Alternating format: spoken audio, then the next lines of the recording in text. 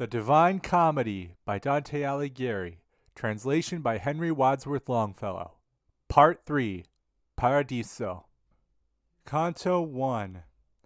The glory of him who moveth everything doth penetrate the universe and shine in one part more and in another less. Within that heaven which most his light receives was I, and things beheld which to repeat nor knows nor can who from above descends, because in drawing near to its desire our intellectual engulfs itself so far, that after it the memory cannot go. Truly whatever of the holy realm I had the power to treasure in my mind, shall now become the subject of my song. O good Apollo, for this last emprise make of me such a vessel of thy power, as giving the beloved laurel asks. One summit of Parnassus hitherto has been enough for me, but now with both I needs must enter the arena left. Enter into my bosom thou, and breathe as at the time when Marsyas thou didst draw out of the scabbard of those limbs of his. O power divine, lend'st thou thyself to me, so that the shadow of the blessed realm stamped in my brain I can make manifest. Thou'lt see me come into thy darling tree, and crown myself thereafter with those leaves, of which the theme and thou shall make me worthy. So seldom, Father, do we gather them for triumph, or of Caesar, or of poet, the fault and shame of human inclinations, that the Peonian foliage should bring forth joy to the joyous Delphic deity, when any one it makes to thirst for it. A little spark is followed by great flame. Perchance with better voices after me shall prayer be made that Sira may respond. To mortal men by passages diverse uprises the world's lamp, but by that one which circles swore uniteth with three crosses, with better course and with a better star conjoined it issues, and the mundane wax tempers and stamps more after its own fashion. Almost that passage had made morning there, and evening here, and there was wholly white that hemisphere and black the other part. When Beatrice towards the left-hand side I saw turned round, and gazing at the sun, never did eagle fasten so upon it. And even as the second ray is wont to issue from the first and to reascend like a pilgrim who would fain return, though ever action through the eyes infused in my imagination mine I made, and someward fixed mine eyes beyond our wont. There much is unlawful, which is here unlawful unto our powers by virtue of the place made for the human species as its own. Not long I bore it, nor so little while, but I beheld it sparkle round about like iron that comes molten from the fire. And suddenly it seemed that day to day was added, as if he who has the power had with another sun the heaven adorned. With eyes upon the everlasting wheel stood Beatrice, all intent, and I on her, fixing my vision from above removed. Such at her aspect inwardly became as Glaucus, tasting of the herb that made him, pure of the other gods beneath the sea. To represent transhumanized in words impossible were, the example then suffice him for whom grace the experience reserves. If I was merely what of me thou newly createdst, love, who governest the heaven, thou knowest who didst lift me with thy light, when now the wheel which thou dost make eternal, desiring thee, made me attentive to it, by harmony thou dost modulate and measure. Then seemed to me so much of heaven enkindled by the sun's flame, that neither rain nor river e'er made a lake so widely spread abroad. The newness of the sound and the great light kindled in me a longing for their cause, never before with such acuteness felt, whence she who saw me as I saw myself, did quiet in me my perturbed mind, open her mouth ere I did mine to ask, and she began, Thou makest thyself dull with false imagining, that thou seest not what thou wouldst see, if thou hadst shaken it off. Thou art not upon earth as thou believest, but lightning, fleeing its appropriate sight, ne'er rannest thou, who thitherward returnest. If of my former doubt I was divested by these brief little words, more smiled than spoken, I in a new one was the more ensnared, and said, Already did I rest content from great amazement, but am now amazed in what way I transcend these bodies' light. Whereupon she, after a pitying sigh, her eyes directed towards me with that look a mother casts on a delirious child, and she began, All things, whate'er they may be, have order among themselves, and this is form, that makes the universe resemble God. Here do the higher creatures see the footprints of eternal power, which is the end whereto is made the law already mentioned. In the order that I speak of are inclined all natures by their destinies diverse, more or less near unto their origin, Hence they move onward unto ports diverse o'er the great sea of being, and each one with instinct given it which bears on, that bears away the fire towards the moon. This is in mortal hearts the motive power, this binds together and unites the earth. Not only the created things that are without intelligence this bow shoots forth, but those that have both intellect and love, makes with its light the heaven forever quiet, wherein that turns which has the greatest haste. And thither now, as to a sight decreed, bears us away the virtue of that cord, which aims its arrows at a joyous mark. True is it, that as oftentimes a form accords not with the intention of the art, because in answering is matter deaf, so likewise from this course doth deviate sometime the creature who the power possesses, though thus impelled to swerve some other way. In the same wise as one may see the fire fall from a cloud, if the first impetus earthward is arrested by some false delight. Thou shouldst not wonder more, if well I judge, at thine ascent, than a rivulet from some high mount descending to the lowland. Marvel it would be in thee, if deprived of hindrance thou wert seated down below, as if on earth the living fire were quiet. Thereat she heavenward turned again her face. Canto II. O ye, who in some pretty little boat eager to listen have been following behind my ship that singing sails again, turn back to look again upon your shores. Do not put out to sea, lest peradventure in losing me you might yourselves be lost. The sea I sail has never yet been passed. Minerva breeds, and pilots me Apollo, and Muses 9 point out to me the bears. Ye other few who have the neck uplifted betimes to the bread of angels upon which one liveth here, and grows not sated by it. Well may you launch upon the deep salt sea your vessel, keeping still my wake before you upon the water that grows smooth again. Those glorious ones who unto Colchis passed were not so wonderstruck as you shall be, when Jason they beheld a ploughman made. The concreted and perpetual thirst for the realm deiform did bear us on, as swift almost as ye the heavens behold. Upwards gazed Beatrice, and I at her. In such space perchance as strikes a bolt and flies, and from the notch unlocks itself. Arrived I saw me where a wondrous thing drew itself my sight, and therefore she, from whom no care of mine could be concealed, towards me turning, blithe as beautiful, said unto me, Fix gracefully thy mind on God, who unto the first star has brought us. It seemed to me a cloud encompassed us, luminous, dense, consolidate, and bright as adamant on which the sun is striking. Into itself did the eternal pearl receive us, even as water doth receive a ray of light, remaining still unbroken. If I was body, and we here conceive not how one dimension tolerates another, which needs must be if body enter body, more the desire should be enkindled in us that essence to behold wherein is seen how God and our own nature were united. There will be seen what we receive by faith, not demonstrated, but self-evident, in guise of the first truth that man believes. I may reply, Madonna, as devoutly as most I can do, I give thanks to him who has removed me from the mortal world. But tell me what the dusky spots may be upon this body, which below on earth make people tell that fabulous tale of Cain. Somewhat she smiled, and then, If the opinion of mortals be erroneous, she said, where'er the key of sense doth unlock, certes, the shafts of wonder should not pierce thee. Now, forasmuch as following the senses thou seest that the reason has short wings, but tell me what thou thinkst of thyself. And I, what seems to us up here diverse is caused, I think, by bodies rare and dense. And she, right truly shalt thou see immersed in error thy belief, if well thou hearest the arguments that I shall make against it. Lights many the eighth sphere displays to you, which in their quality and quantity may noted be of aspects different. If this were caused by rare and dense alone, one only virtue would there be in all, or more or less diffused or equally. Virtues diverse must be perforce the fruits of the formal principles, and these save one, of course, would be thy reasoning destroyed. Besides, if rarity were of this dimness, the cause thou askest, either through and through this planet thus attenuate were of matter, or else as in a body is a portion the fat and lean, so in like manner like this would in its volume interchange the leaves.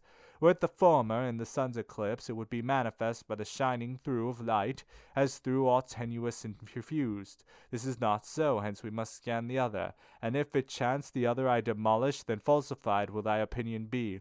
But if this rarity go not through and through, there needs must be a limit beyond which its contrary prevents the further passing. and thence the foreign radiance is reflected, even as a colour cometh back from glass, that which behind itself concealeth lead. Now thou wilt say the sunbeam shows itself more dimly there than in the other parts, by being there reflected farther back. From this reply experiment will free thee, if e'er thou try it, which is wont to be the fountain to the rivers of your arts. 3 mirrors shalt thou take, and to remove alike from thee the other more remote, between the former 2 shall meet thine eyes. Turn towards thee, cause that behind thy back be placed a light illuming the 3 mirrors, and coming back to thee all by reflected. Though in its quantity be not so ample the image most remote, there shalt thou see how it perforce is equally resplendent. Now as beneath the touches of warm rays, naked the subject of the snow remains, both of its former colour and its cold.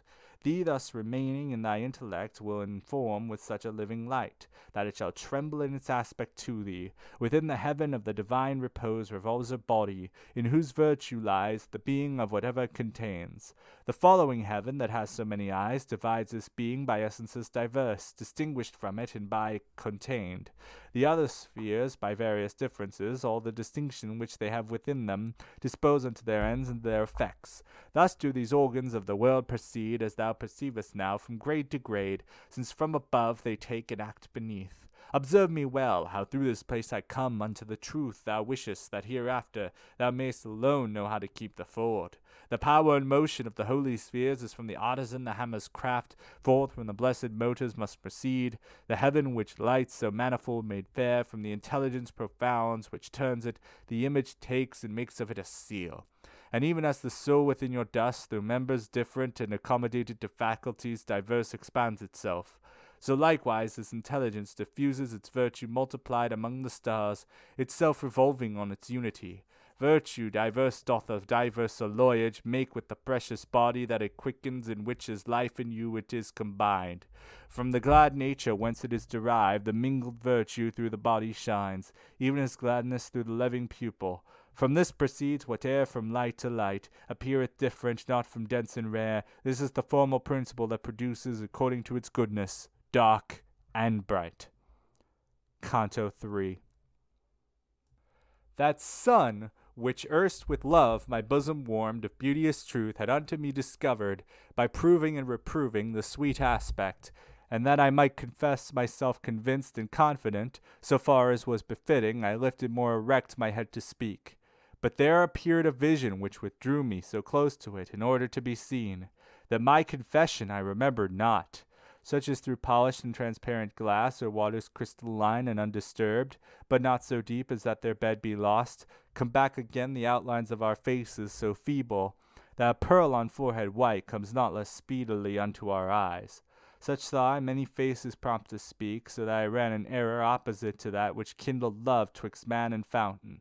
As soon as I became aware of them, esteeming them as mirrored semblances, to see of whom they were mine eyes I turned, and nothing saw, and once more turned them forward, direct into the light of my sweet guide, who smiling kindled in her holy eyes. Marvel thou not, she said to me, because I smile at this thy puerile conceit, since on the truth it trusts not yet its foot, but turns thee as 'tis wont on emptiness. True substances are these which thou beholdest, here relegate for breaking of some vow. Therefore speak with them, listen and believe, for the true light which giveth peace to them permits them not to turn from it their feet. And I unto the shade that seemed most wishful to speak directed to me as I began, as one whom too great eagerness bewilders.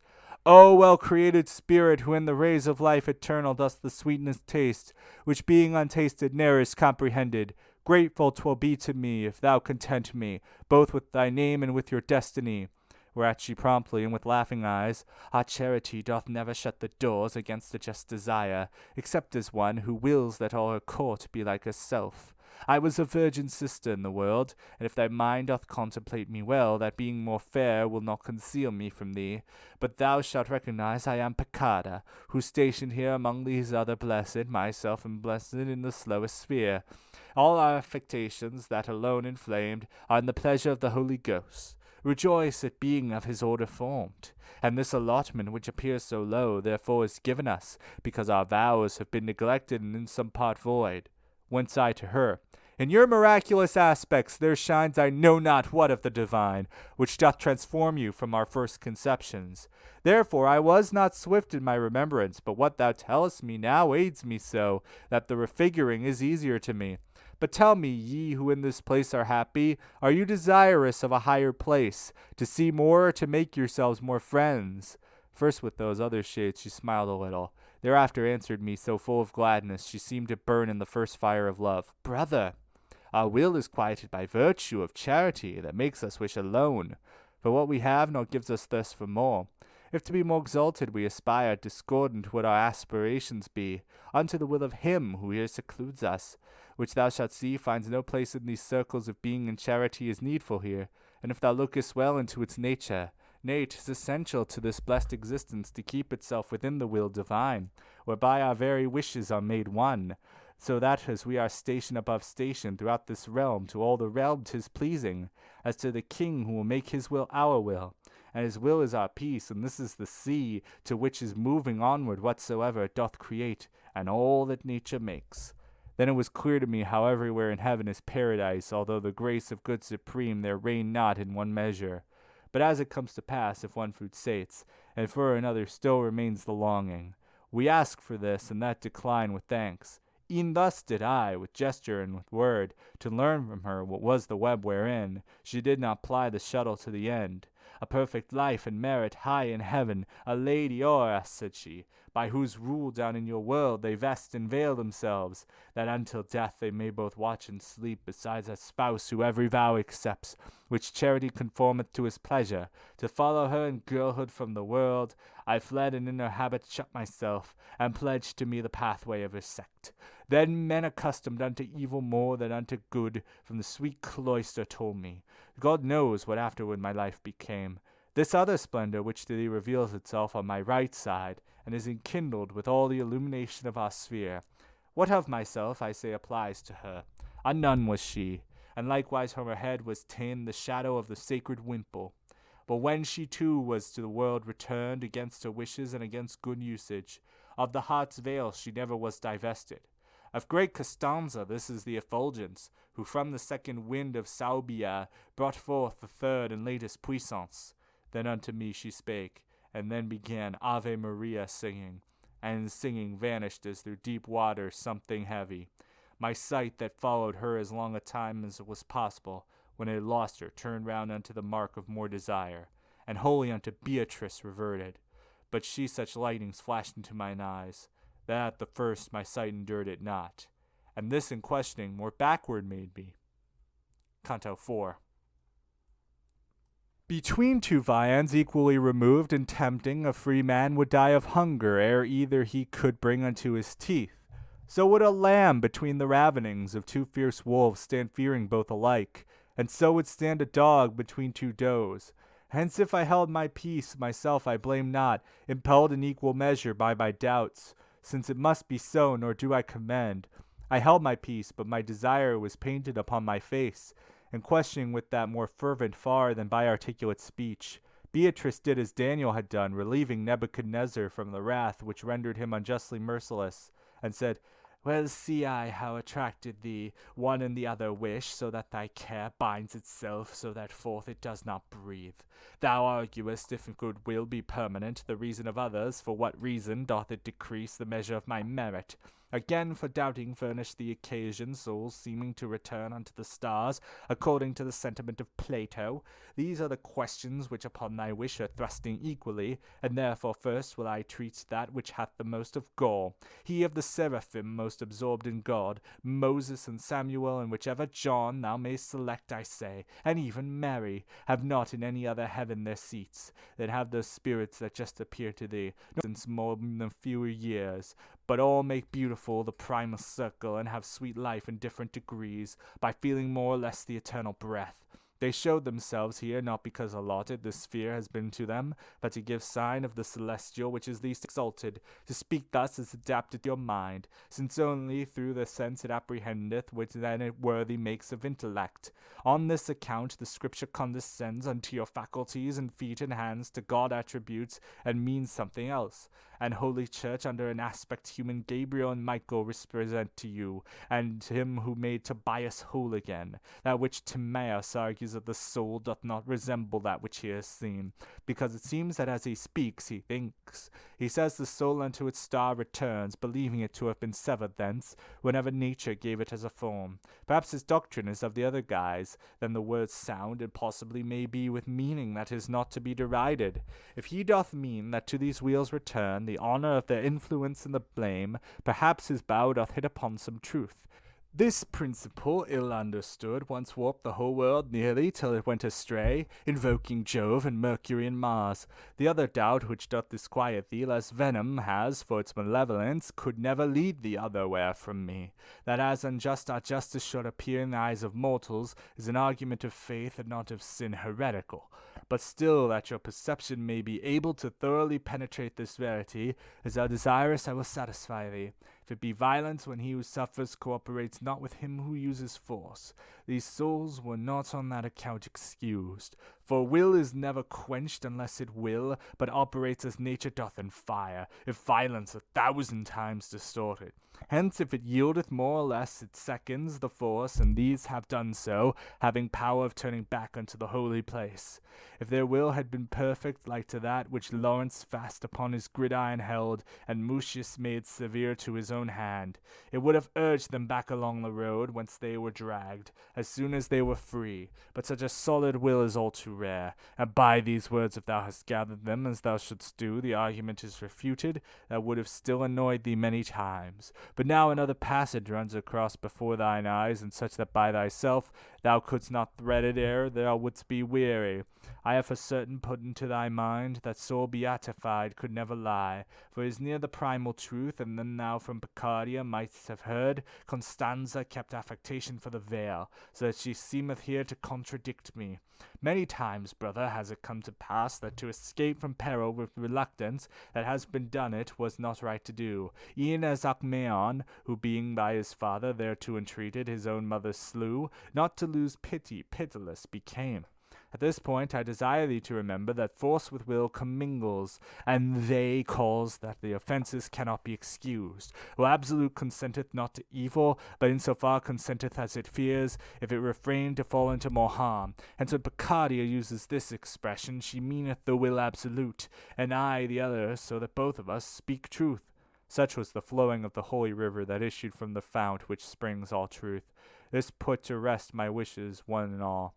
O love of the first lover, O divine, said I forthwith, whose speech inundates me and warms me so, it more and more revives me. My own affection is not so profound as to suffice in rendering grace for grace. Let him who sees and can thereto respond. Well I perceive that never sated is our intellect unless the truth illume it, beyond which nothing true expands itself. It rests therein as wild beast in his lair when it attains it, and it can attain it. If not, then each desire would frustrate be. Therefore springs up in fashion of a shoot, doubt at the foot of truth, and this is nature, which to the top from height to height impels us. This doth invite me, this assurance give me, with reverence, lady, to acquire you another truth, which is obscure to me. I wish to know if man can satisfy you, for broken vows with other good deeds, so that in your balance they will not be light. Beatrice gazed upon me with her eyes, full of the sparks of love, and so divine, that overcome my power I turned my back, and almost lost myself with eyes downcast. Canto V. If in the heat of love I flame upon thee, beyond thee measure that on earth is seen, so that the valour of thine eyes I vanquish, marvel thou not thereat, for this proceeds from perfect sight, which as it apprehends, to the good apprehended moves its feet, while I perceive how is already shining into thine intellect the eternal light, that only seen enkindles always love, and if some other thing your love seduced, 'tis nothing but a vestige of the same, ill understood, which there is shining through. Thou fain wouldst know if with another's service for broken vow can such return be made, as to secure the soul from future claim. This canto thus did Beatrice begin, and as a man who breaks not off his speech, continued thus her holy argument. The greatest gift that in his largest God creating made, and unto his own goodness nearest conformed, and that which he doth prize, most highly is the freedom of the will, wherewith the creatures of intelligence, both all and only, were and are endowed.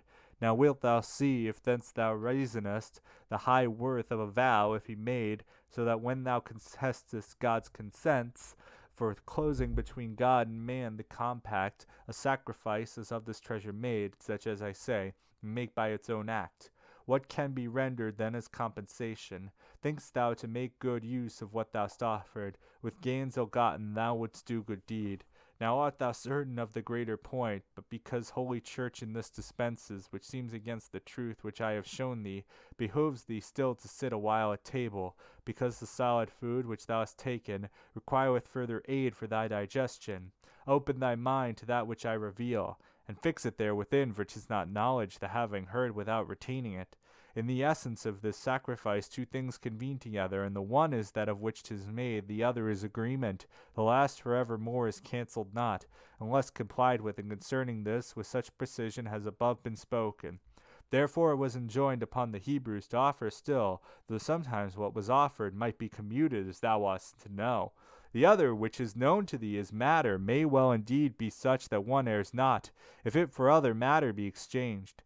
But let none shift the burden on his shoulder as arbitrament, without the turning both of the white and of the yellow key, and every permutation deem as foolish, if in the substitute the thing relinquished, as the 4s and 6 be not contained. Therefore whatever thing is so great weight and value, that drags down every balance, cannot be satisfied with other spending. Let mortals never take a vow in jest, be faithful and not blind in doing that, as Jephthah was in his first offering. Whom more beseemed to say, I have done wrong, than to do worse, by keeping as foolish thou the great leader of the Greeks wilt find, once wept Iphigenia, her fair face, and made for her both wise and simple weep, who heard such kind of worship spoken of. Christians, be ye more serious in your movements, be ye not like a feather at each wind, and think not every water washes you. Ye have the Old and New Testament, and the pastor of the church who guideth you. Let this suffice you unto your salvation. If evil appetite cry aught else to you, be ye as men and not as silly sheep, so that the Jew among you may not mock you. Be ye not as the lamb that doth abandon its mother's milk, and frolicsome and simple combat at its own pleasure with itself. Thus Beatrice to me, even as I write it, then all desireful turned herself again to that part where the world is most alive. Her silence and her change of countenance, silence imposed upon my eager mind, that already in advance knew questions, and as an arrow that upon the mark strikes ere the bowstring quiet hath become, so did we speed into the second realm. My lady there so joyful I beheld, as into the brightness of that heaven she entered. More luminous thereat the planet grew, and if the star itself was changed and smiled, what became I, who by my nature am exceeding mutable in every guise? As in a fish pond which is pure and tranquil, the fishes draw to that which from without comes in such fashion, that their food they deem it. So I beheld more than 1,000 splendors drawing towards us, and in each was heard, Lo, this is she who shall increase our love. And as each one was coming unto us, full of beatitude, the shade was seen by the effulgence clear that issued from it. Think, reader, if what here is just beginning no farther should proceed, how thou wouldst have an agonizing need of knowing more, and of thyself thou'lt see how I from thee was in desire of hearing their conditions, and they unto mine eyes were manifest. Ho, thou well-born, unto whom grace concedes to see the thrones of the eternal triumph, or ever yet the warfare be abandoned, with light that through the whole of heaven is the spread. Kindled are we, and hence if thou desirest to know of us, at thine own pleasure sate thee. Thus by some one among these holy spirits was broken, and by Beatrice, Speak, speak securely, and unbelieve them even as gods. Well I perceive how thou dost neatst thyself in thine own light, and drawest it from thine eyes, because they coruscate when thou dost smile, but know not who thou art, nor why thou hast, spirit august, thy station in the sphere that veils itself to men in alien rays. This said I in direction of the light which first had spoken to me, whence it became by far more lucent than it was before. even as the sun that doth conceal himself by too much light, when heat is worn away, the tempering influence of the vapors dense, by greater rapture thus concealed itself, in its own radiance the figure saintly, and thus close, close enfolded answer me, in fashion as the following canto sings. Canto VI. After that Constantine, the eagle turned against the course of heaven, which it had followed behind the ancient who Lavinia took. 200 years and more the bird of God in the extreme of Europe held itself, near to the mountains whence it issued first, and under shadow of the sacred plumes it governed there the world from hand to hand, and changing thus upon mine own alighted. Caesar I was, and am Justinian, who by the will of primal love I fell, took from the laws the useless and redundant, and ere unto the work I was attent, one nature to exist in Christ not more, believed, and with such faith as I contented. But blessed Aegyptus, he who was the supreme pastor to the faith sincere, pointed me out of the way by words of his. Him I believed, and what was his assertion I now see clearly, even as thou seest each contradiction to be false and true. As soon as with the church I moved my feet, God in his grace had pleased with this high task, to inspire me, and I gave me wholly to it. And to my Belisarius I commended, the arms to which was heaven's right hand so joined. It was a signal that I should repose. Now here to the first question terminates my answer, but the character thereof constrains me to continue with a sequel, in order that thou see how great reason men move against the standard sacrosanct, both who appropriate and who oppose it. Behold how great a power has made it worthy of reverence from the hour when Pallas died to give it sovereignty. Thou knowest it made in Alba its abode 300 years and upward, till at last the 3 to 3 fought forward yet again. Thou knowest what it achieved from Sabine wrong down to Lucretia's sorrow, and 7 kings o'ercoming round about the neighboring nations. Thou knowest what it achieved borne by the Romans, illustrious against Brennus, against Pyrrhus, against the other princes and confederates, Torquatus thence, and Quintus, who from locks unkempt was named Decii and Fabii, received the fame I willingly embalm. It struck to earth the pride of the Arabians, who following Hannibal had passed across the Alpine regions. Po, from which thou glidest. Beneath it triumphed while they yet were young Pompeian Scipio, and to the hill beneath which thou wast born it better seemed.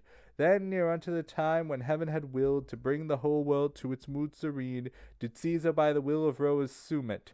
What achieved from Var unto the Rhine, Isere beheld, and Sione beheld the Seine, and every valley whence the Rhone is filled. What it achieved when it had left Ravenna, and leaped the Rubicon with such a flight that neither tongue nor pen could follow it. Round towards Spain it wheeled its legions, then towards Durazzo and Pharsalia smote, that to the Calid Nile was felt the pain. Antandros and the Simois, whence it started, it saw again, and there were Hector lies, and ill for Ptolemy, then roused itself. From thence it came like lightning upon Juba, then wheeled itself again into your west, where the Pompeian clarion it held.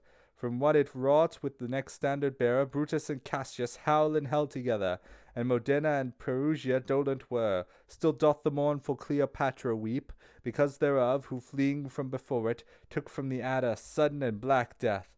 With him it ran even to the Red Sea shore. With him it placed the world in so great peace, that unto Janus was his temple closed.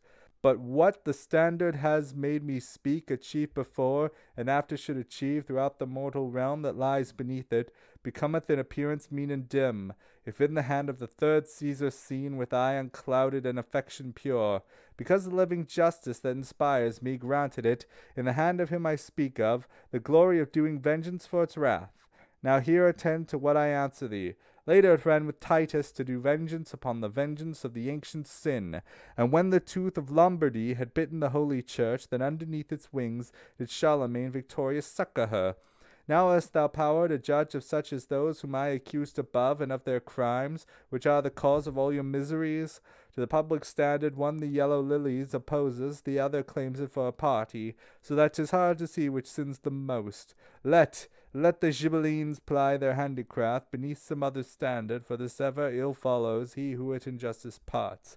And let not this new Charles e'er strike it down, he and his Guelphs, but let him fear the talons that from a nobler lion strip the fell. Already oftentimes the sons have wept the father's crime, and let him not believe that God will change his scutcheon for the lilies. This little planet doth adorn itself with the good spirits that have active been, that fame and honour might come after them. And whensoever the desires mount thither, thus deviating, must perforce the rays of true love less vividly mount upward. But in commensuration of our rages, with our desert is portion of our joy, because we see them neither less nor greater. Herein doth living justice sweeten so affection in us, that for evermore it cannot warp to any iniquity. Voices diverse make up sweet melodies, so in this life of ours the seats diverse render sweet harmony among these spheres. And in the compass of this present pearl shineth the sheen of Romeo, of whom the grand and beauteous work was ill rewarded. But the Provencals, who against him wrought, they have not laughed, and therefore ill goes he who makes his hurt of the good deeds of others. 4 daughters, and each one of them a queen, had Raymond Berenger, and this for him did Romeo, a poor man and a pilgrim. And then malicious words incited him to summon to a reckoning this just man, who rendered to him 7 and 5 for 10. And he departed poor and stricken in years, and if the world could know the heart he had, in beginning bit by bit his livelihood, though much it laud him, it would laud him more. Canto VII. Hosanna sanctus Deus Sabaoth, super illis trans claritate tua, felices ines oro malahod. In this wise, to his melody returning, this substance upon which a double light doubles itself, was seen by me to sing. And to their dance this and the others moved, and the manner of swift hurrying sparks veiled themselves from me with a sudden distance. Doubting was I, and saying, Tell her, within me, tell her, saying, Tell my lady, who slakes my thirst with her sweet effluences. And yet that reverence which doth lord it over the whole of me, only by B and ICE, bowed me again like one to one who drowses. Short while did Beatrice endure me thus, and she began lighting me with a smile, such as would make one happy in the fire. According to infallible advisement, after what a manner just vengeance justly could be avenged, has put thee upon speaking. But I will speedily thy mind unloose, and do thou listen, for these words of mine of a great doctrine will a present make thee, by not enduring on the power that wills, curb for his good, that man who ne'er was born, damning himself, damned all his progeny, whereby the human species lay down below, lay sick for many centuries in great error, till to descend it pleased the word of God, to where the nature which from its own maker estranged itself, he joined to him in person, by the sole act of his eternal love. Now unto what is said direct thy sight. This nature, when united to its maker, such as created, was sincere and good, but by itself alone was banished forth from paradise, because it turned aside, out of the way of truth and of its life. Therefore the penalty the cross held out, if measured by the nature thus assumed, that never yet with so great justice stung. And none was ever of so great injustice, considering who the person was that suffered, within whom such a nature was contracted. From one act therefore issue things diverse. To God and to the Jews one death was pleasing. Earth trembled at it, and the heaven was opened. It should no longer now seem difficult. To thee when it is said that a just vengeance by a just court was afterward avenged. But now do I behold thy mind entangled, from thought to thought within a knot, from which with great desire it waits to free itself. Thou sayest, Well discern what I hear, but is hidden from me why God willed for our redemption only this one mode. Buried remaineth, brother, this decree, unto the eyes of every one whose nature is in the flame of love not yet adult. Verily, inasmuch as this mark, one gazes long and little is discerned, wherefore this mode was worthiest, will I say. Goodness divine, which itself doth spurn all envy, burning in itself so sparkles that the eternal beauties it unfolds. Whate'er from this immediately distills, has afterwards no end, for ne'er removed is its impression when it sets its seal. Whate'er from this immediately rains down is wholly free, because it is not subject unto the influences of novel things. The more conformed thereto, the more it pleases, for the blessed ardour that irradiates all things, and that most like itself is most vivacious. With all of these things has advantage been the human creature, And if one be wanting from his nobility, he needs must fall. 'Tis sin alone which doth disenfranchise him, and render him unlike the good supreme, so that he little with its light is blanched, and to his dignity no more returns, unless he fills up where transgression empties, with righteous pains for criminal delights. Your nature, when it sinned so utterly in its own seed, out of these dignities, even as out of paradise was driven, nor could itself recover, if thou notice with nicest subtlety, by any way, except by passing one of these two folds, either that God through clemency alone had pardon granted, or that man himself had satisfaction for his folly made. Fix now thine eye deep into the abyss of the eternal counsel, to my speech, as far as may be fastened steadfastly. Man in his limitations had not power to satisfy, not having power to sink. In his humility obeying then, far as he disobeying thought to rise, and for this reason man has been from power of satisfying by himself excluded. Therefore it God behooved to his own ways man to restore unto his perfect life. I say in one or else in both of them. But since the action of the doer is so much more grateful as it presents the goodness of the heart from which it issues, goodness divine that doth imprint the world, has been contented to proceed by each in all its ways to lift you up again. Nor twixt the final day and the final night such high and such magnificent proceeding by one or by the other was or shall be. For God more bounteous was himself to give, to make man able to uplift himself, than if he only of himself had pardoned, and all the other modes were insufficient for justice, were it not the Son of God himself had humbled to become incarnate. Now to fill fully each desire of thine, return I to elucidate in one place, in order that thou there mayst see as I do. Thou sayest, I see the air, I see the fire, the water, and the earth, and all the mixtures come to corruption in short while endure, and these things notwithstanding were created. Therefore, if that which I have said were true, they should have been secure against corruption. The angels, brother, and the land sincere in which thou art, created may be called, just as they are in their entire existence. But all the elements which thou hast named, and all those things which out of them are made, by a created virtue are informed. Created was the matter which they have, created was the informing influence within these stars that round about them go. The soul of every brute and of the plant by its potential temperament attracts the ray and motion of the holy lights. But your own life immediately inspires supreme beneficence, and enamels it, so with herself it evermore desires her. Now from this mayst argue furthermore your resurrection, if thou think again how human flesh was fashioned at the time when the first parents, both of them, were made. Canto VIII. The world used in its peril to believe that fair Cypria delirious love rayed out in the third epicycle turning, wherefore not only unto her paid honor of sacrifices and a votive cry, the ancient nations in the ancient error, but both Dione honored they and Cupid, that as her mother, this one as her son, and said that he had sat in Dido's lap.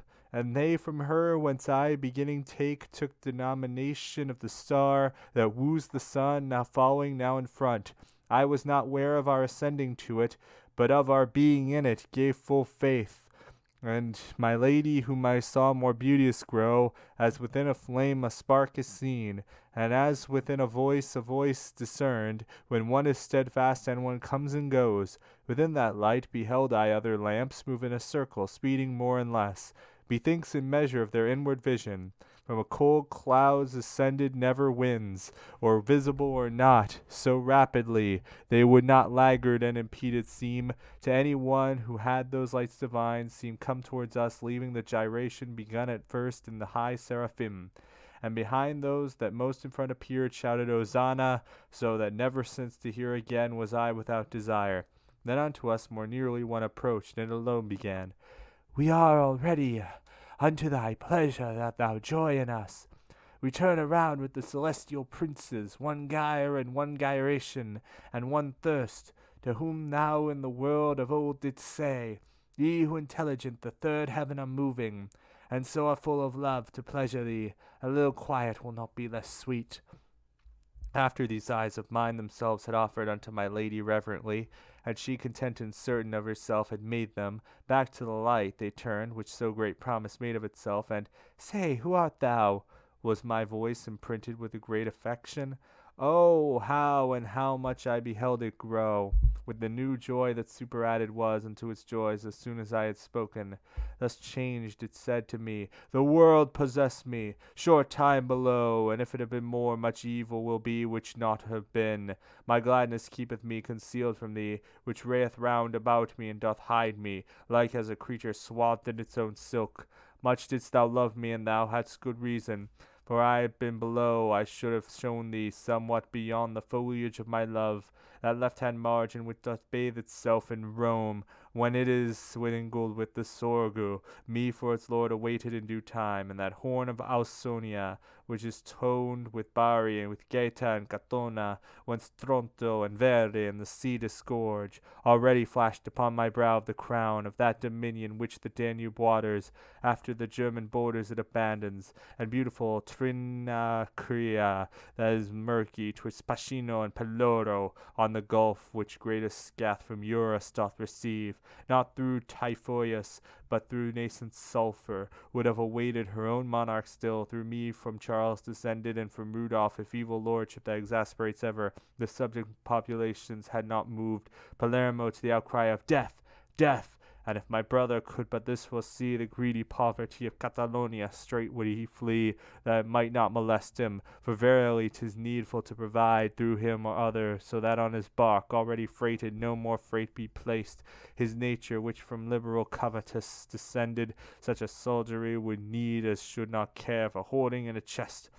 Because I do believe the lofty joy thy speech infuses into me, my lord, where every good thing doth begin and end.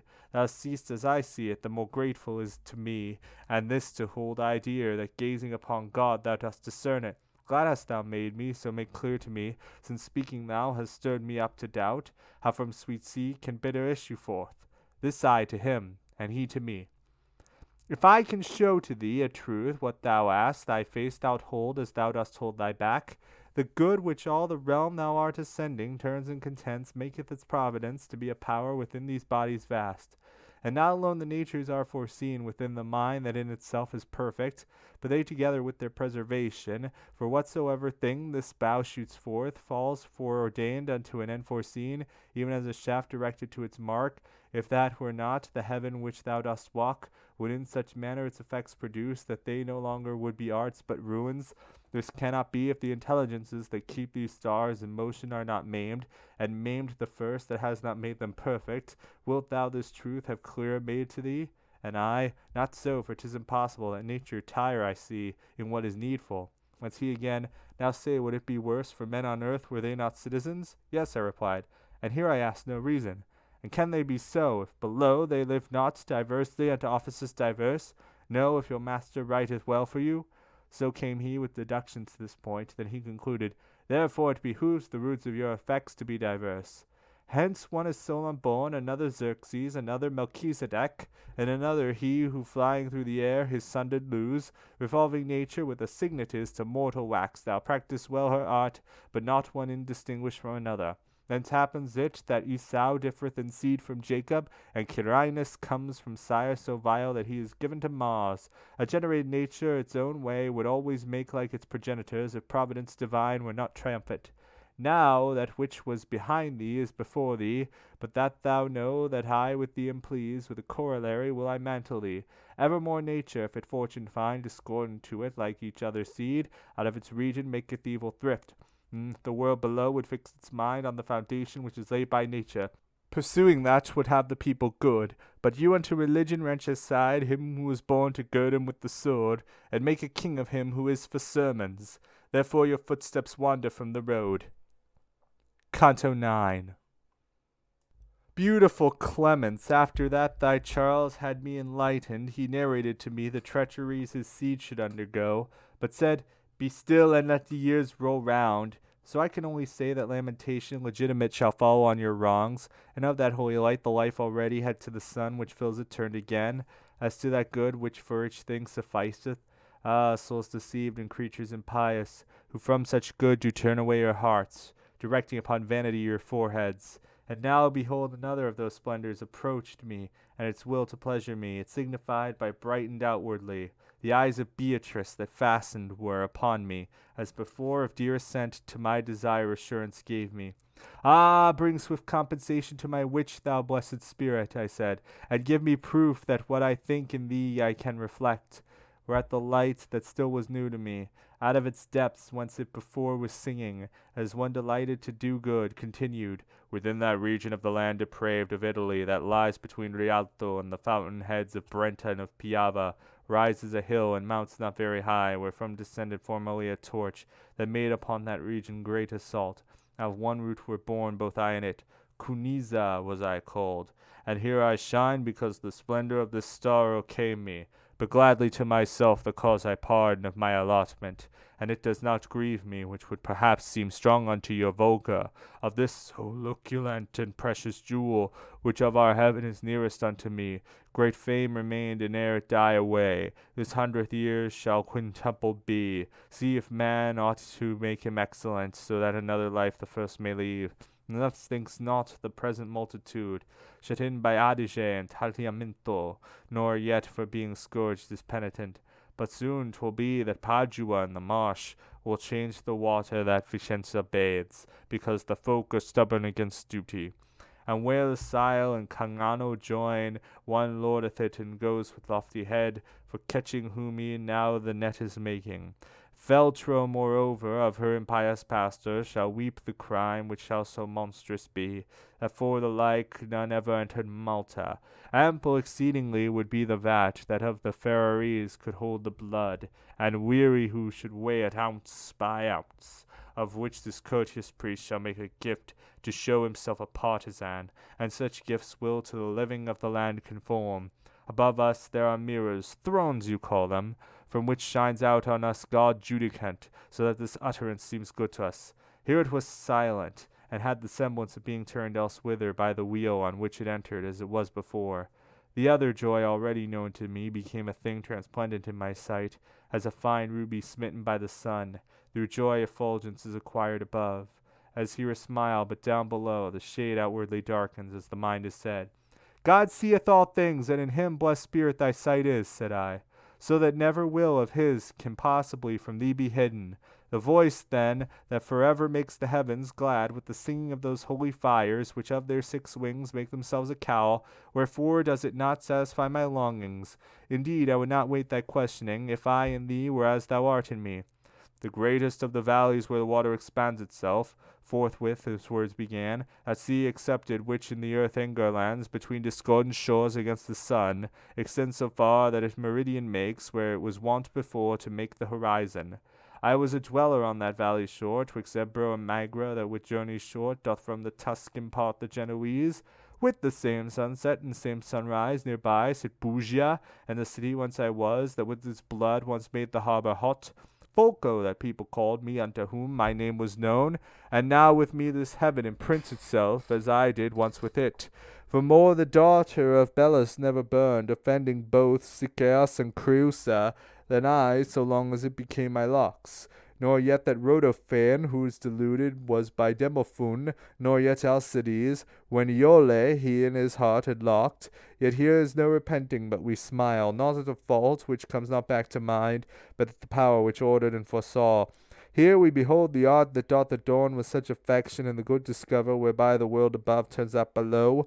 But that thou wholly satisfied mayst bear thy wishes hence, which in this sphere are born, still farther to proceed behoveth me. Thou fain wouldst know who is within this light, that here beside me thus is scintillating even as a sunbeam in the limpid water. Then know thou that within there is at rest Rahab, and being to our order joined with her in his supremest grade, 'tis sealed. Into this heaven where ends the shadowy cone cast by your will before all other souls, first of Christ's triumph was she taken up.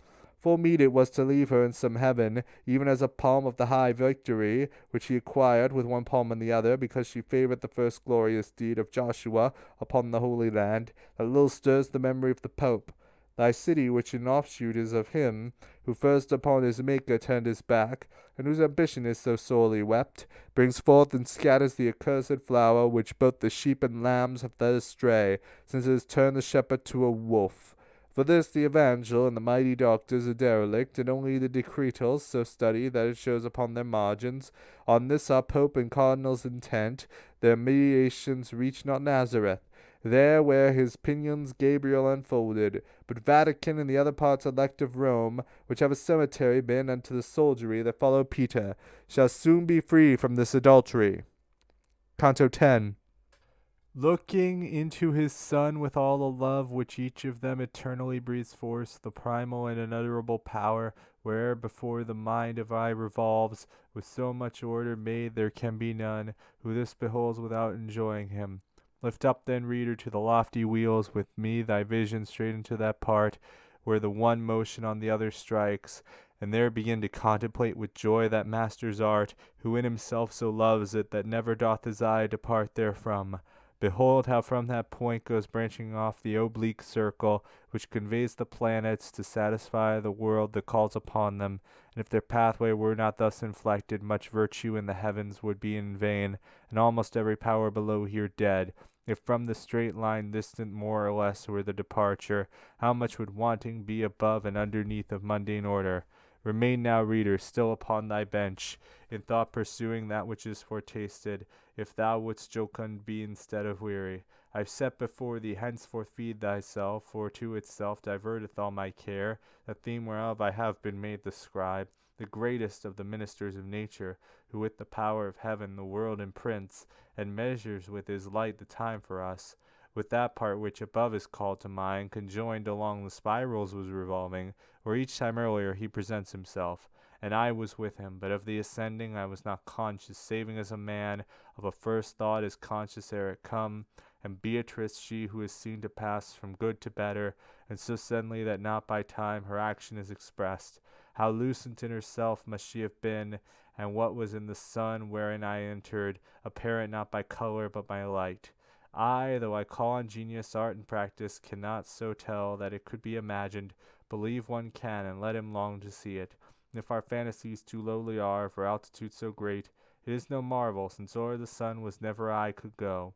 Such in this place was the fourth family of the High Father, who forever sates it, showing how he breathes forth and how he begets.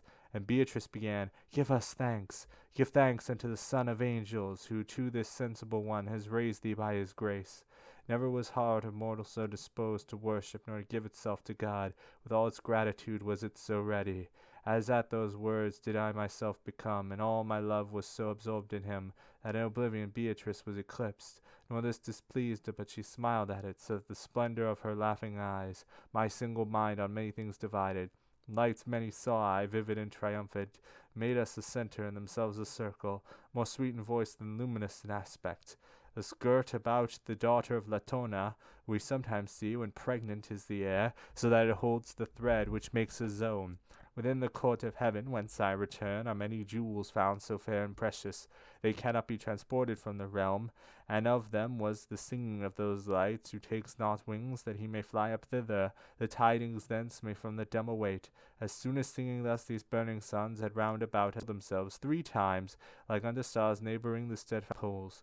Ladies they seem, not from the dance released, but who stop short in silence listening, till they have gathered the ning, when the radiance of grace by which is kindled true love, and which thereafter grows by loving, within thee multiplied so resplendent that it conducts thee upward by that stair, or without reascending none descends, who should deny the wine out of his vial unto thy thirst in liberty were not, except as water which descends not seaward. Fain wouldst thou know with what plants is enflowered this garland that encircles with delight the lady fair who makes thee strong for heaven.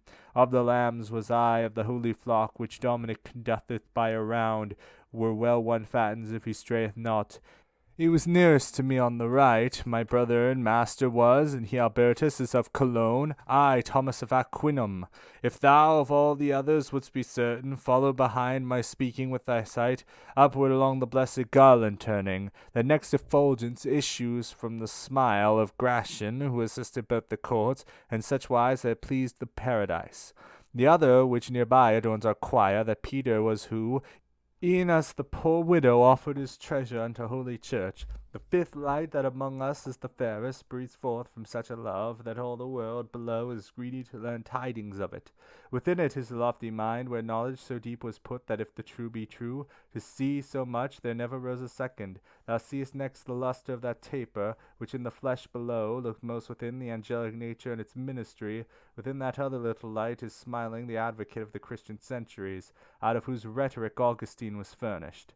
Now if thou trainest thy mind's eye along, from light to light, pursuant of my praise, with thirst already of the eighth thou waitest, by seeing every good therein exalts the sainted soul, which the fallacious word makes manifest to him who listeneth well. The body whence 'twas hunted forth is lying down in Ciel and from martyrdom and banishment it came unto this peace. See farther onward flame the burning breath of Isidore, of Beda, and of Richard, who was in contemplation more than man. This returneth thy regard, the light is of a spirit unto whom in his grave meditations death seems slow. It is the light eternal of Sigier, who, reading lectures in the street of straw, did syllogize invidious verities. Then, as a horologe that calleth us, what time the bride of God is rising up, with matins to her spouse that he may love her, where in one part the other draws and urges, ting, ting, resounding with so sweet a note that swells with love the spirit well disposed. Thus I beheld the glorious wheel move round, and render voice to voice a modulation and sweetness that cannot be comprehended, excepting there where joy is made eternal. Canto XI. O thou insensate care of mortal men, how inconclusive are the syllogisms that makes thee beat thy wings in downward flight!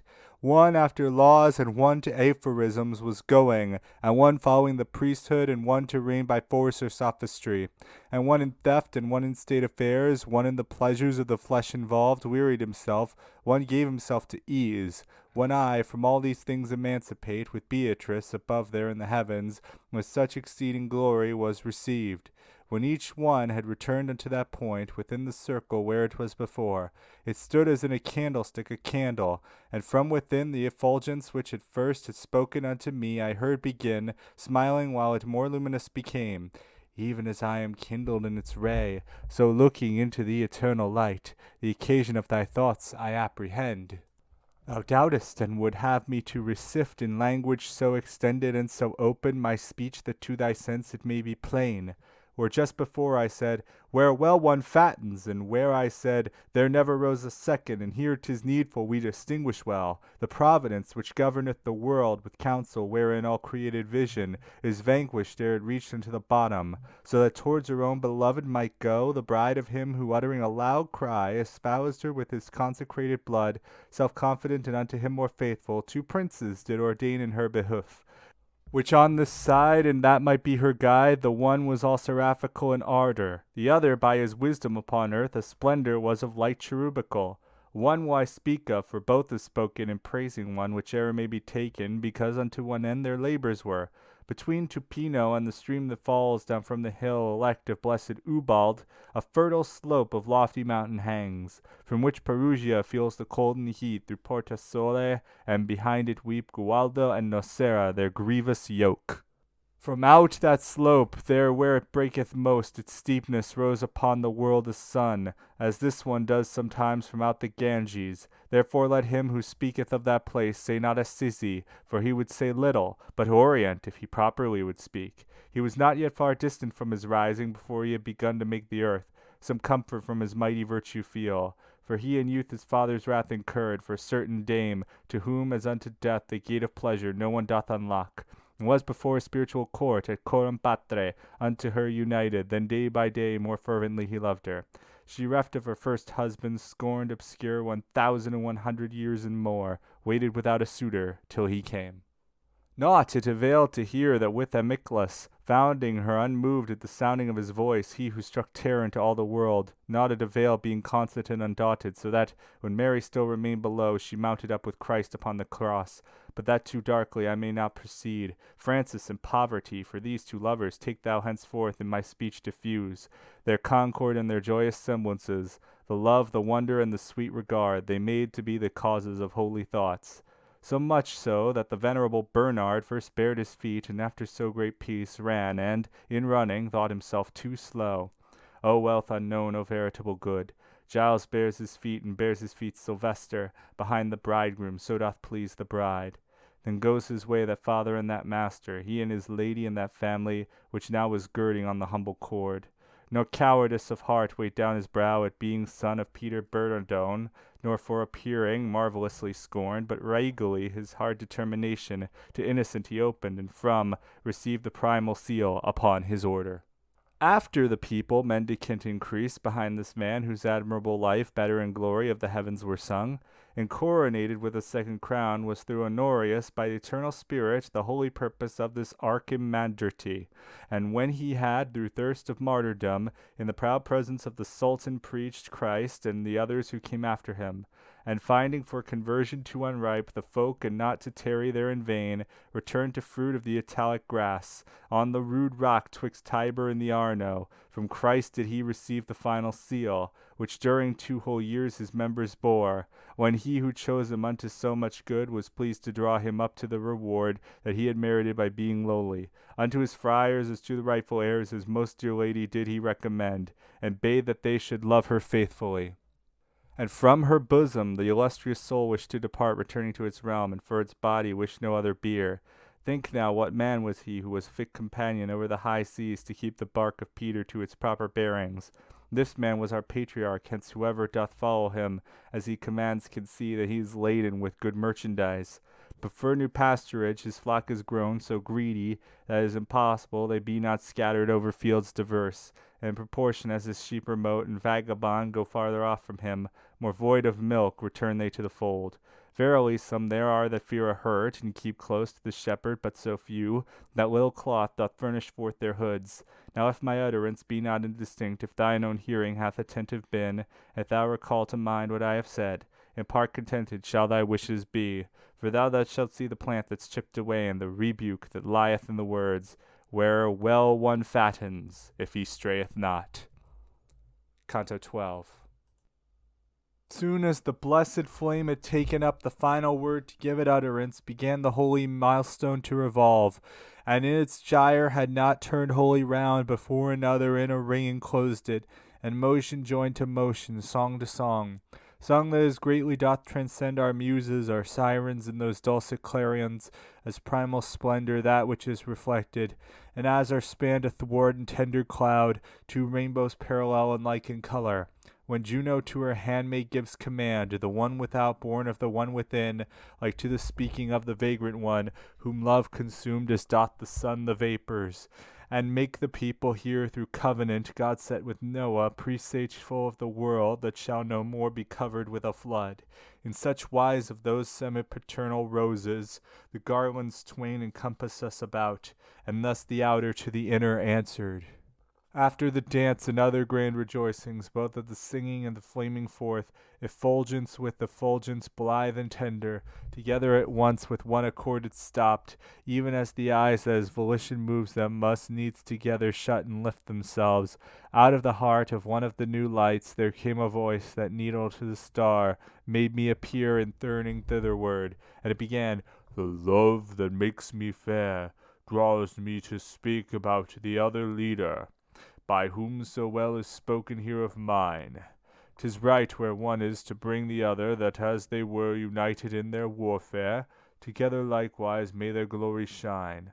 The soldiery of Christ, which it had cost so dear to arm again, behind the standard moved slow and doubtful, and in numbers few, when the Emperor who reigneth evermore provided for the host that was in peril, through grace alone, and not that it was worthy. And as was said, he to his bride brought succor, with champions twain, at whose deed, at whose word, the straggling people were together drawn. Within that region where the sweet west wind rises to open the new leaves, wherewith Europe is seen to clothe herself afresh, not far off from the beating of the waves, behind which in his long career the sun sometimes conceals himself from every man, is situate the fortunate Calahorra, under protection of the mighty shield, in which the lion's subject is sovereign. And therein was born the amorous paramour of Christian faith, the athlete consecrate, kind to his own and cruel to his foes, and when it was created was his mind replete with such a living energy, that in his mother her it made prophetic. As soon as the espousals were complete between him and the faith at holy front, where they with mutual safety dowered each other, the woman, who for him had given assent, saw in a dream the admirable fruit that issue would from him and from his heirs, and that he might be construed as he was, a spirit from this place went forth to name him, with his possessive who he's wholly was. Dominic was he called, and him I speak of even as whom husbandmen whom Christ elected to his garden to assist him. Envoy and servant, sooth he seemed of Christ, for the first love made manifest in him was the first counsel that was given by Christ. Silent and wakeful many a time was he discovered by his nurse upon the ground, as if he would have said, for this I came. O thou his father, Felix, verily. O thou his mother, verily, Johanna.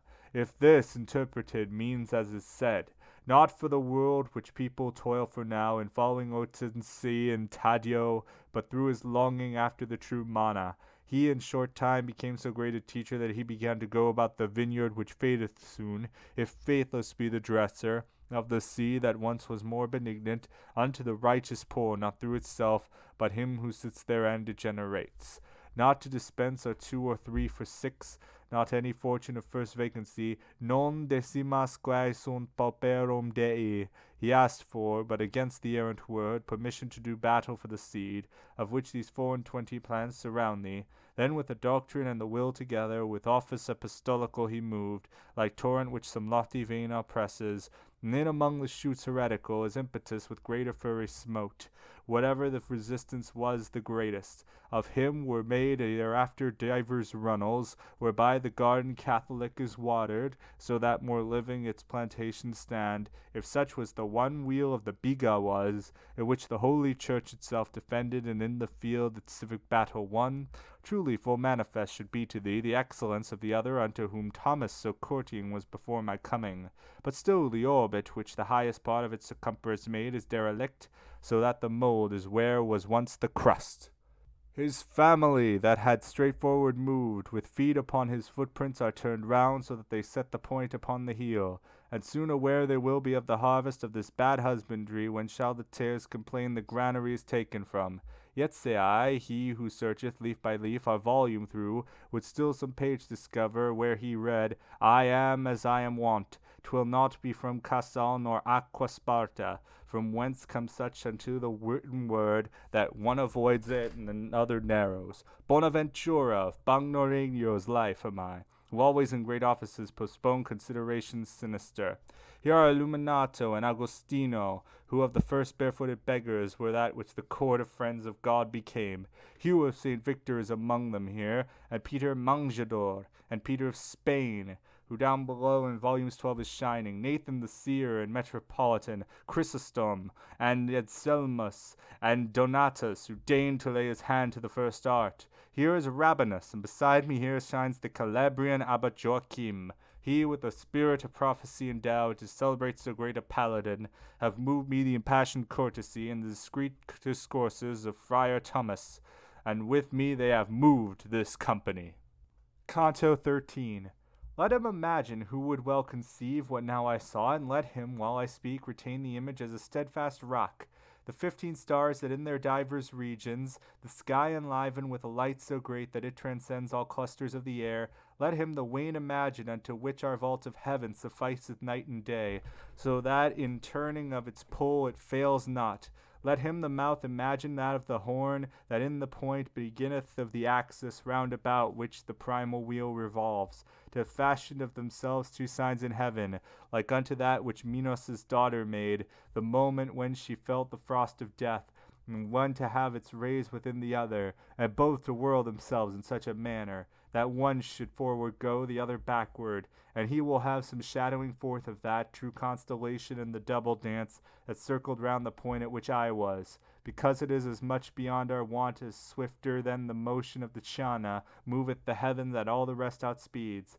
There sang they neither Bacchus nor Apollo, but in divine nature persons 3, and in one person the divine and human. The singing and the dance fulfilled their measure, and unto us those holy lights they gave need, growing in happiness from care to care. Then broke the silence of these saints concordant, the light in which the admirable life of God's own mendicant was told to me, and said, Now that one straw is trodden out, now that its seed is garnered up already, sweet love invites me to thresh out the other. Into that bosom thou believest whence was drawn the rib to form the beauteous cheek, whose taste to all the world is costing dear, and into that which by the lance transfixed, before and since in such satisfaction made, that weighs down the balance of all sin. Whate'er of light it has to human nature been lawful to possess was all infused by the same power that both of them created. And hence it what I said above dost wonder when I narrated that no second had the good which in the fifth light is enclosed. Now ope thine eyes to what I answer thee, and thou shalt see thy creed and my discourse fit the truth as centre in a circle. That which can die and that which can dieth not are nothing but the splendor of the ideal which by his love our Lord brings into being, because that living light from which its fount effulgent flows, so that it disunites not from him nor from the love in them entwined, through its own goodness reunites its rays in 9 subsistences, as in a mirror, itself eternally remaining one. Thus it descends to the last potencies downward from act to act, becoming such that only brief contingencies it makes, and these contingencies I hold to be things generated which the heaven produces by its own motion with seed and without. Neither their wax nor that which tempers it remains immutable, and hence beneath the ideal signet more and less shines through. Therefore it happens that the self-same tree after its kind bears worse and better fruit, and ye are born with characters diverse.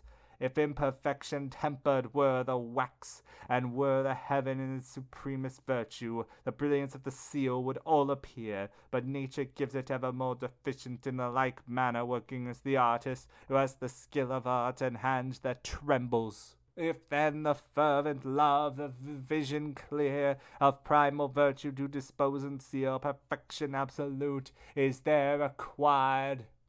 Thus was of old the earth created worthy of all and every animal perfection, and thus the Virgin was impregnant made, so that thine own opinion I commend, that human nature never yet has been, or will be, what it was in those 2 persons. Now if no farther forth I should proceed, then in what way was he without a peer, would be the first beginning of thy words.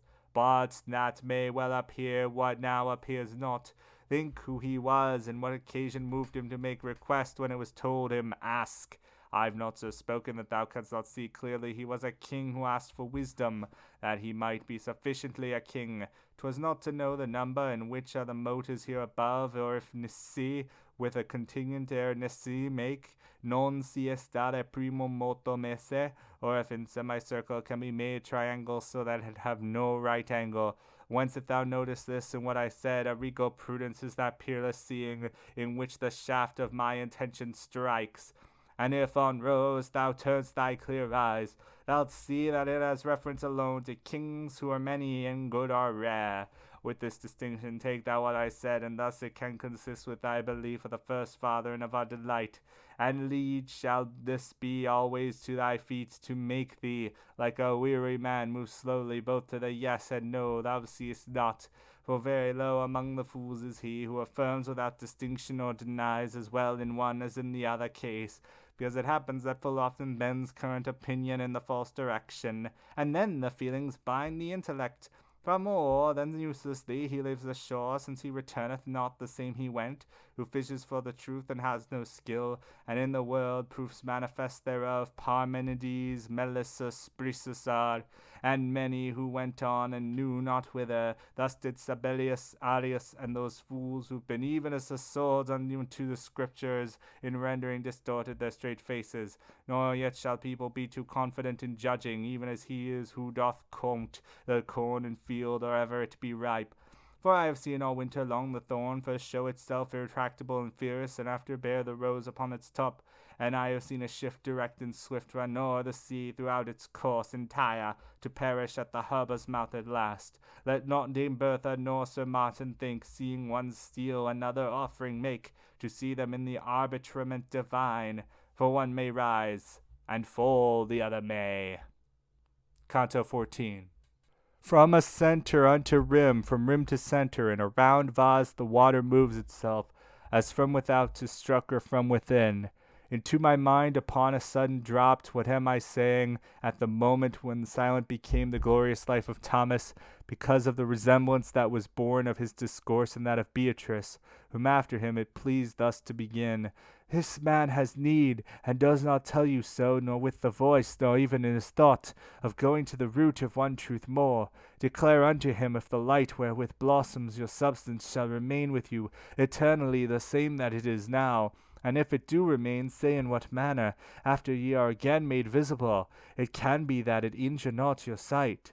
As by a greater gladness urged and drawn, they who are dancing in a ring sometimes uplift their voices and their motions quicken, so at that orison devout and prompt the holy circles a new joy displayed in their revolving and their wondrous song.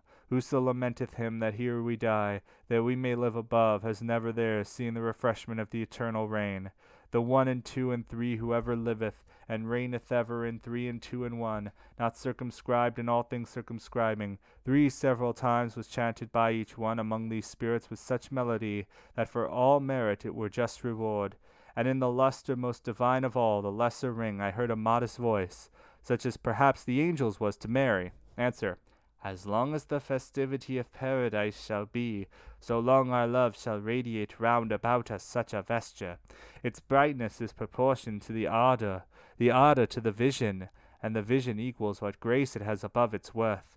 When glorious and sanctified our flesh is reassumed, then shall our persons be more pleasing by their being all complete.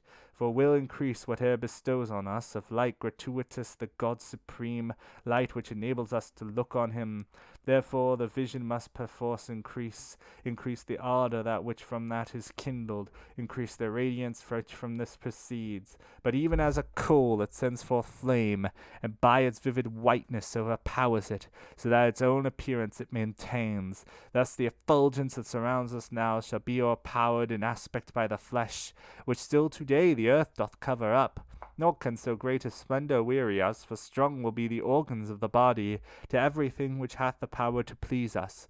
So sudden and alert appeared to me both one and the other choir to say Amen, that well they showed desire for their dead bodies, nor so for them perhaps before the mothers, the fathers, and the rest who had been dear or ever they became eternal flames. And lo, all round about of equal brightness arose a lustre over what was there, like an horizon that is clearing up, and as at rise of early eve began along the welkin new appearances, so that the sight seems real and unreal. Seems to me that new subsistences began there to be seen, and make a circle outside the other two circumferences. O very sparkling of the Holy Spirit, how sudden and incandescent it became unto mine eyes, that vanquished bore it not. But Beatrice, so beautiful and smiling, appeared to me, and with other sights that followed not thy memory, I must leave her. Then to uplift themselves, mine eyes resumed the power, and I beheld myself translated to higher salvation with my lady only. Well as I ware that I was more uplifted by the enkindled smiling of the star, that seemed to me more ruddy than its wont. With all my heart, and in that dialect, which is the same in all such holocaust, to God I made as the new grace beseemed, and not yet from my bosom was exhausted the ardor of sacrifice, before I knew this offering was accepted and auspicious. For with so great a lustre and so red splendors appeared to me in twofold rays, I said, O Helios, who dost so adorn them? Even as distinct with less and greater lights glimmers between the two poles of the world the galaxy that maketh wise men doubt. Thus constellated in the depths of Mars, those rays describe the venerable sign that quadrants joining in a circle make. Here doth my memory overcome my genius, for on that cross as leaven gleamed forth Christ, so that I cannot find ensample worthy. But he who takes his cross and follows Christ again will pardon me what I omit, seeing in that aurora lighten Christ from horn to horn, and twixt the top and base lights were in motion, brilliantly scintillating, as they together met and passed each other. Thus level and aslant and swift and slow, we here behold, renewing still the sight, the particles of bodies long and short, across the sunbeam move wherewith is listed sometimes the shade which for their own defence people with cunning and with art contrive, and as a lute and harp accordant strung with many strings a dulcet tinkling made, to him by whom the notes are not distinguished, so from the lights that there to me appeared upgathered through the cross a melody which rapt me, not of distinguishing the hymn. Well was I ware it was of lofty loud, because there came to me, Arise and conquer, as unto him who hears and comprehends not. So much enamored I became therewith, that until then there was not anything that e'er had feathered me with such sweet bonds. Perhaps my word appears somewhat bold, postponing the delight of those fair eyes in which gazing my desire has rest. But who bethinks him of living seals, of every beauty grow and power ascending, and that I there had not turned round to those can me excuse, I myself excuse, to excuse myself and see that I speak truly, for here the holy joy is not disclosed, because ascending it becomes more pure. Canto XV. A will benign, in which reveals itself ever the love that righteously inspires, as in the iniquitous cupidity silence imposed on that dulcet lyre and quieted the consecrated chords, that heaven's right hand doth tighten and relax. How unto just entreaties shall be deaf those substances, which to give me desire of praying them, with one accord grew silent. 'Tis well that without end he should lament, who for the love of thing that doth not last, eternally despoils him of that love. As through the pure and tranquil evening air there shoots from time to time a sudden fire, moving the eyes that steadfast were before, and seems to be a star that exchangeth place, except that in the part where it is kindled nothing is missed, and this endureth little. So from the horn that to the right extends unto that cross's foot there ran a star out of the constellations shining there. Nor was the gem discovered from its ribbon, but down along the radiant fillet ran along, so that fire seemed it behind alabaster. Thus piteous did Anchises' shade reach forward, if any faith our greatest muse deserve, when in Elysium he his son perceived, O sanguis meus, o super infusa, gratia de secutibi qui bisunquam coele janua reclusa. Thus that effulgence, whence I gave it heed, then round unto my lady turned my sight, and on this side and that was stupefied, for in her eyes was burning such a smile, that with mine own methought I touched the bottom, both of my grace and of my paradise. Then pleasant to the hearing and the sight, the spirit joined to its beginning things, I understood not, so profound it spake. Nor did it hide itself from me by choice, but by necessity, for its conception above the mark of mortal set itself, and when the bow of burning sympathy was so far slackened that its speech descended towards the mark of our intelligence, the first thing that was understood by me was, Benedict be thou, O shrine and one, who as unto my seat so courteous being. And it continued, Hunger long and grateful, drawn from the reading of the mighty volume, wherein is never changed the white nor dark. Thou hast appeased my son within this light, in which I speak to thee by grace of her, who to this lofty flight with plumage clothed thee. Thou thinkest that to me thy thought doth pass from him who is the first as from the unit, if that be known, ray out the 5 and 6. And therefore who I am thou asketh not, and why I seem more joyous unto thee than any other of this gladsome crowd. Thou thinkest the truth, because the small and great of this existence look into the mirror, wherein before thou thinkest thy thought thou showest. But that the sacred love, in which with sight perpetual, and which makes me thirst with sweet desire, may better be fulfilled. Now let thy voice secure and frank and glad proclaim the wishes the desire proclaim, to which my answer is decreed already. To Beatrice I turned me, and she heard before I spake, and smiled to me a sign that made the wings of my desire increase. Then in this wise began I, love and knowledge, when on you dawned the first equality of the same weight for each of you became, for in the sun which lighted you and burned the heat and radiance, they so equal are, that all similitudes are insufficient. But among mortals will an argument, for reason that to you is manifest, diversely feathered in their pinions are. Whence I, who mortal am, feel in myself this inequality, so give not thanks, save in my heart, for this paternal welcome. Truly I do entreat thee, living topaz, set in this precious jewel as a gem, that thou wilt satisfy me with thy name. O leaf of mine, in whom pleasure took, even while awaiting I was thine own root. Such a beginning he in answer made me. Then said to me, That one from whom is named thy race, and who 100 years and more has circled round the mount on the first cornice, a son of mine, and thy great-grandsire was, well it behooves thee that the long fatigue thou shouldst for him make shorter with thy works. Florence, within the ancient boundary from which she taketh ill her terse and nuns, abode in quiet, temperate, and chaste.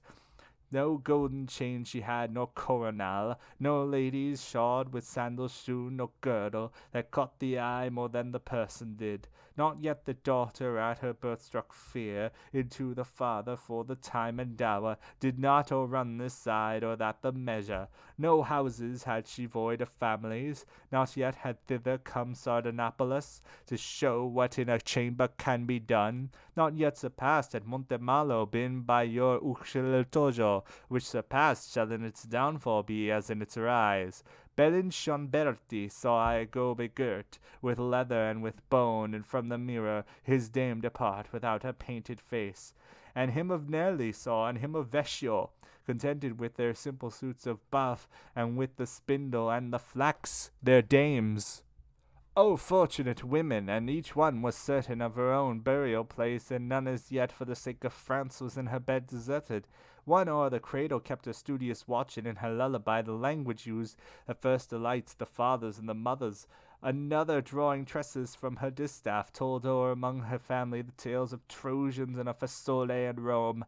As great a marvel then would have been held a Lapo Sotterello, and Ciangahella, a Cincinnatus or Cornelia now, to such a quiet, such a beautiful life of the citizen, such a safe community, and to so sweet an end did Mary give me, with loud cries invoked, and in your ancient baptistry at once Christian and Casciaduila I became. Moronto was my brother, and Eliseo from Valdepado came to me my wife, and from that place the surname was derived. I followed afterward the Emperor Comrade, and he begirt me of his chivalry. So much I pleased him with my noble deeds. I followed in his train against that law's iniquity, whose people doth usurp your just possession through your pastest fault. There was by that execrable race was I, released from bonds of the fallacious word, the love of which defileth many souls, and came from martyrdom unto this peace. Canto XVI. O thou our poor nobility of blood, if thou dost make the people glory in thee, down here where our affection languishes, a marvellous thing it ne'er will be to me. For there where the appetite is not perverted, I say in heaven of thee I made a boast. Truly thou art a cloak that quickly shortens, so that unless we piece thee day by day, time goeth round about thee with his shears, with you which Rome was first to tolerate, wherein her family less perseveres. Yet once again my words beginning made, whence Beatrice, who stood somewhat apart, smiling, appeared like unto her, who coughed at the first failing writ of Guinevere.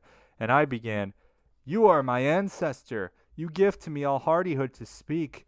You lift me so that I am more than I. So many rivulets with gladness fill my mind, that of itself it makes a joy, because it can endure this and not burst. Then tell me, my beloved root ancestral, who were your ancestors, and what the years that in your boyhood chronicled themselves? Tell me about the sheepfold of St. John, how large it was, and who with the people were within it worthy of the highest seats. And as the bowing of the winds a coal quickens the flame, so I beheld that light, became resplendent at my blandishments, and unto mine eyes it grew more fair, with voice more sweet and tender, but not in this modern dialect. It said to me, From uttering of the Ave, to the birth in which my mother, who is now a saint, of me was lightened, who had been her burden. Unto its lion had this fire returned 550 times and 30 more, to re-inflame itself beneath his paw. My ancestors and I our birthplace had, where first is found the last ward of the city, by him who runneth in your annual game. Suffeth it of my elders to hear this, but who they were and whence they thither came. Silence is more considerate than speech. All those who at the time were there, between Mars and the Baptist, fit for bearing arms, were a fifth part of those who now are living. But the community that now is mixed with Campi and the Certaldo and Fiahine, pure in the lowest artisan was seen. Oh, how much better 'twere to have as neighbors the folk of whom I speak, and at Galuzzo and at Trespiano have your boundary, than have them in the town and bear the stench of Aguglione's churl, and him of Signa, who has sharp eyes for trickery already, Had not the folk, which most of all the world degenerates, been a stepdame unto Caesar, but as a mother to her son benignant, some who turned Florentines in trade and discount would have gone back again to Simafonte, there where their grandsires went about as beggars at Montemulo, still would be the counts, the Cerci of the parish of Aconia, perhaps in Valdigriva and the Buon del Monte. Ever the intermingling of the people has been the source of malady in cities, as in the body found it surfeits on. A blind bull more than headlong plunges down than a blind lamb, and very often cuts better and more a single sword than five. If Luni thou regard, and Urbisalia, how they have passed away, and how they are passing Shusia and Sinigalia after them, to hear how races waste themselves away, will seem to thee no novel thing nor hard, seeing that even cities have an end. All things of yours have their mortality, even as yourselves, but it is hidden in some, that a long while endure, and lives are short, and as the turning of the lunar heaven covers and bears the shores without a pause, in like manner fortune does with Florence. Therefore should not appear a marvellous thing what shall I say of the great Florentines, of whom the fame is hidden in the past.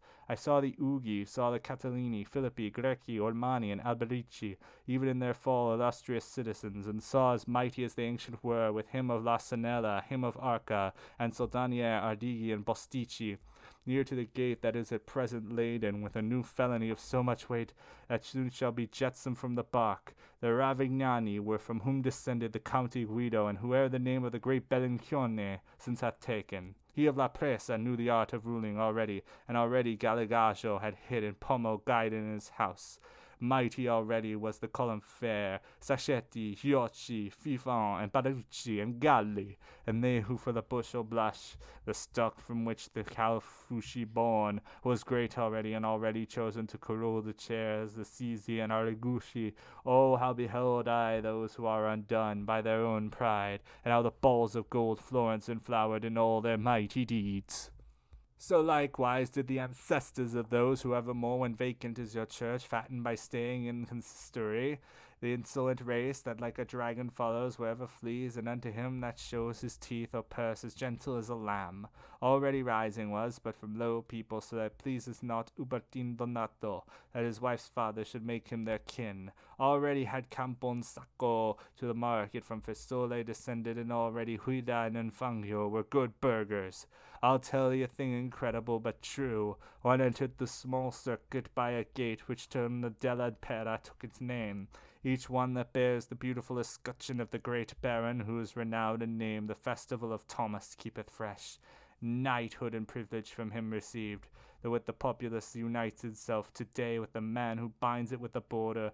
Already were Guadroni and Importuni, and still more quiet would the Borgo be if new neighbors it remained unfed. The house from which is born your lamentation, through just disdain that death among you brought, and put an end unto your joyous life, was honored in itself and its companions. O Buon del Monte, how in evil hour thou fledst the bridal at another's promptings. May would be rejoicing who are sad, if God had thee surrendered to the Ima the first time that thou camest to the city. But it behoved the mutilated stone which guards the bridge that Florence should provide, a victim in her latest hour of peace, with all these families and others with them. Florence beheld I in so great repose, that no occasion had she whence to weep, with all these families beheld so just and glorious her people, that the lily never upon the spear was placed reversed, nor by division was vermilion made. Canto XVII. As came to Clymene to be made certain of that which he had heard against himself, he who still makes fathers cherry still to children. Even such was I, and such was I perceived by Beatrice, and by the holy light, that first on my account had changed its place. Therefore my lady said to me, Send forth the flame of thy desire, so that it issue imprinted well with the eternal stamp. Not that our knowledge be greater made by speech of thine, but to accustom thee, to tell thy thirst, that we may give thee drink. O my beloved tree, that so dost lift thee, that even as minds terrestrial perceive no triangle containeth too obtuse, So thou beholdest the contingent things there in thyself that are fixing thine eyes upon the point in which all times are present, while I was with Virgilius conjoined upon the mountain that souls doth heal, and when descending into the dead world were spoken to me of my future life, some grievous words, although I feel myself in sooth foursquare against the blows of chance. On this account my wish would be content to hear what fortune is approaching me, because foreseen an arrow comes more slowly. Thus did I say unto that selfsame light that unto me had spoken before, and even as Beatrice willed was my own will confessed. Not in vague phrase in which the foolish folk ensnared themselves of old, ere yet was slain the Lamb of God who taketh sins away, but with clear words and unambiguous language responded that paternal love, hidden revealed by its own proper smile, contingency that outside of the volume of your materiality extends not, is all depicted in the eternal aspect. Necessity, however, thence it takes not, except as from the eye in which 'tis mirrored, a ship that with the current down descends, from thence e'en as there cometh to the ear sweet harmony from an organ comes in sight. To me the time that is preparing for thee, as forth from Athens went Hippolytus by reason of his stepdame, false and cruel, though thou from Florence must perforce depart. Already this is willed and this is sought for, and soon it shall be done. By him who thinks it, where every day the Christ is brought and sold, the blame shall follow the offended party and outcry as is usual, but the vengeance shall witness to the truth that doth dispense it. Thou shalt abandon everything beloved most tenderly, and this the arrow is, which first the bow of banishment shoots forth. Thou shalt have proof how savoureth of salt the bread of others, and how hard a road the going down and up another's stairs, and that which most shall weigh upon thy shoulders will be the bad and foolish company with which into this valley shalt thou fall. For all ingrate, all mad and impious, will they become against thee, but soon after they, and not thou, shall have the forehead scarlet of their bestiality, and their own proceedings shall furnish proof. So it will be well for thee a party to have made thee by thyself. Thine earliest refuge and thine earliest inn shall be the mighty Lombard's courtesy, who on the ladder bears the holy bird, who such benign regard shall have for thee, that twixt you twain, in doing and asking, that shall be first which is with others last. With him shalt thou see one who at his birth has by the star of strength been so impressed that notable shall his achievements be. Not yet the people are aware of him through his young age, since only 9 years yet around him have these wheels revolved. But ere the Gascon sheet the noble Henry, some sparkles of his virtue shall appear in caring not for silver nor for toil. So recognized shall his magnificence become hereafter, that his enemies will not have power to keep mute tongues about it. On him rely, and on his benefits. By him shall many people be transformed, changing a condition rich and mendicant. And written in thy mind thou hence shalt bear of him, but shall not say it. And things said he incredible to those who shall be present. Then added, Son, these are the commentaries on which was said to thee, Behold the snares that are concealed behind few revolutions. Yet would I not thy neighbours thou shouldst envy, because thy life into the future reaches beyond the punishment of their perfidies. When by its silence showed that sainted soul that it had finished putting in the woof into that web which I had given it warped. Began I, even as he yearneth after, bearing in doubt some counsel from a person who seeth and uprightly wills and loves. Well see I, father mine, who spurreth on the time towards me such a blow to deal me as heaviest is to him who most gives way. Therefore with foresight it is well I arm me, that if the dearest place be taken from me, I may not lose the others by my songs.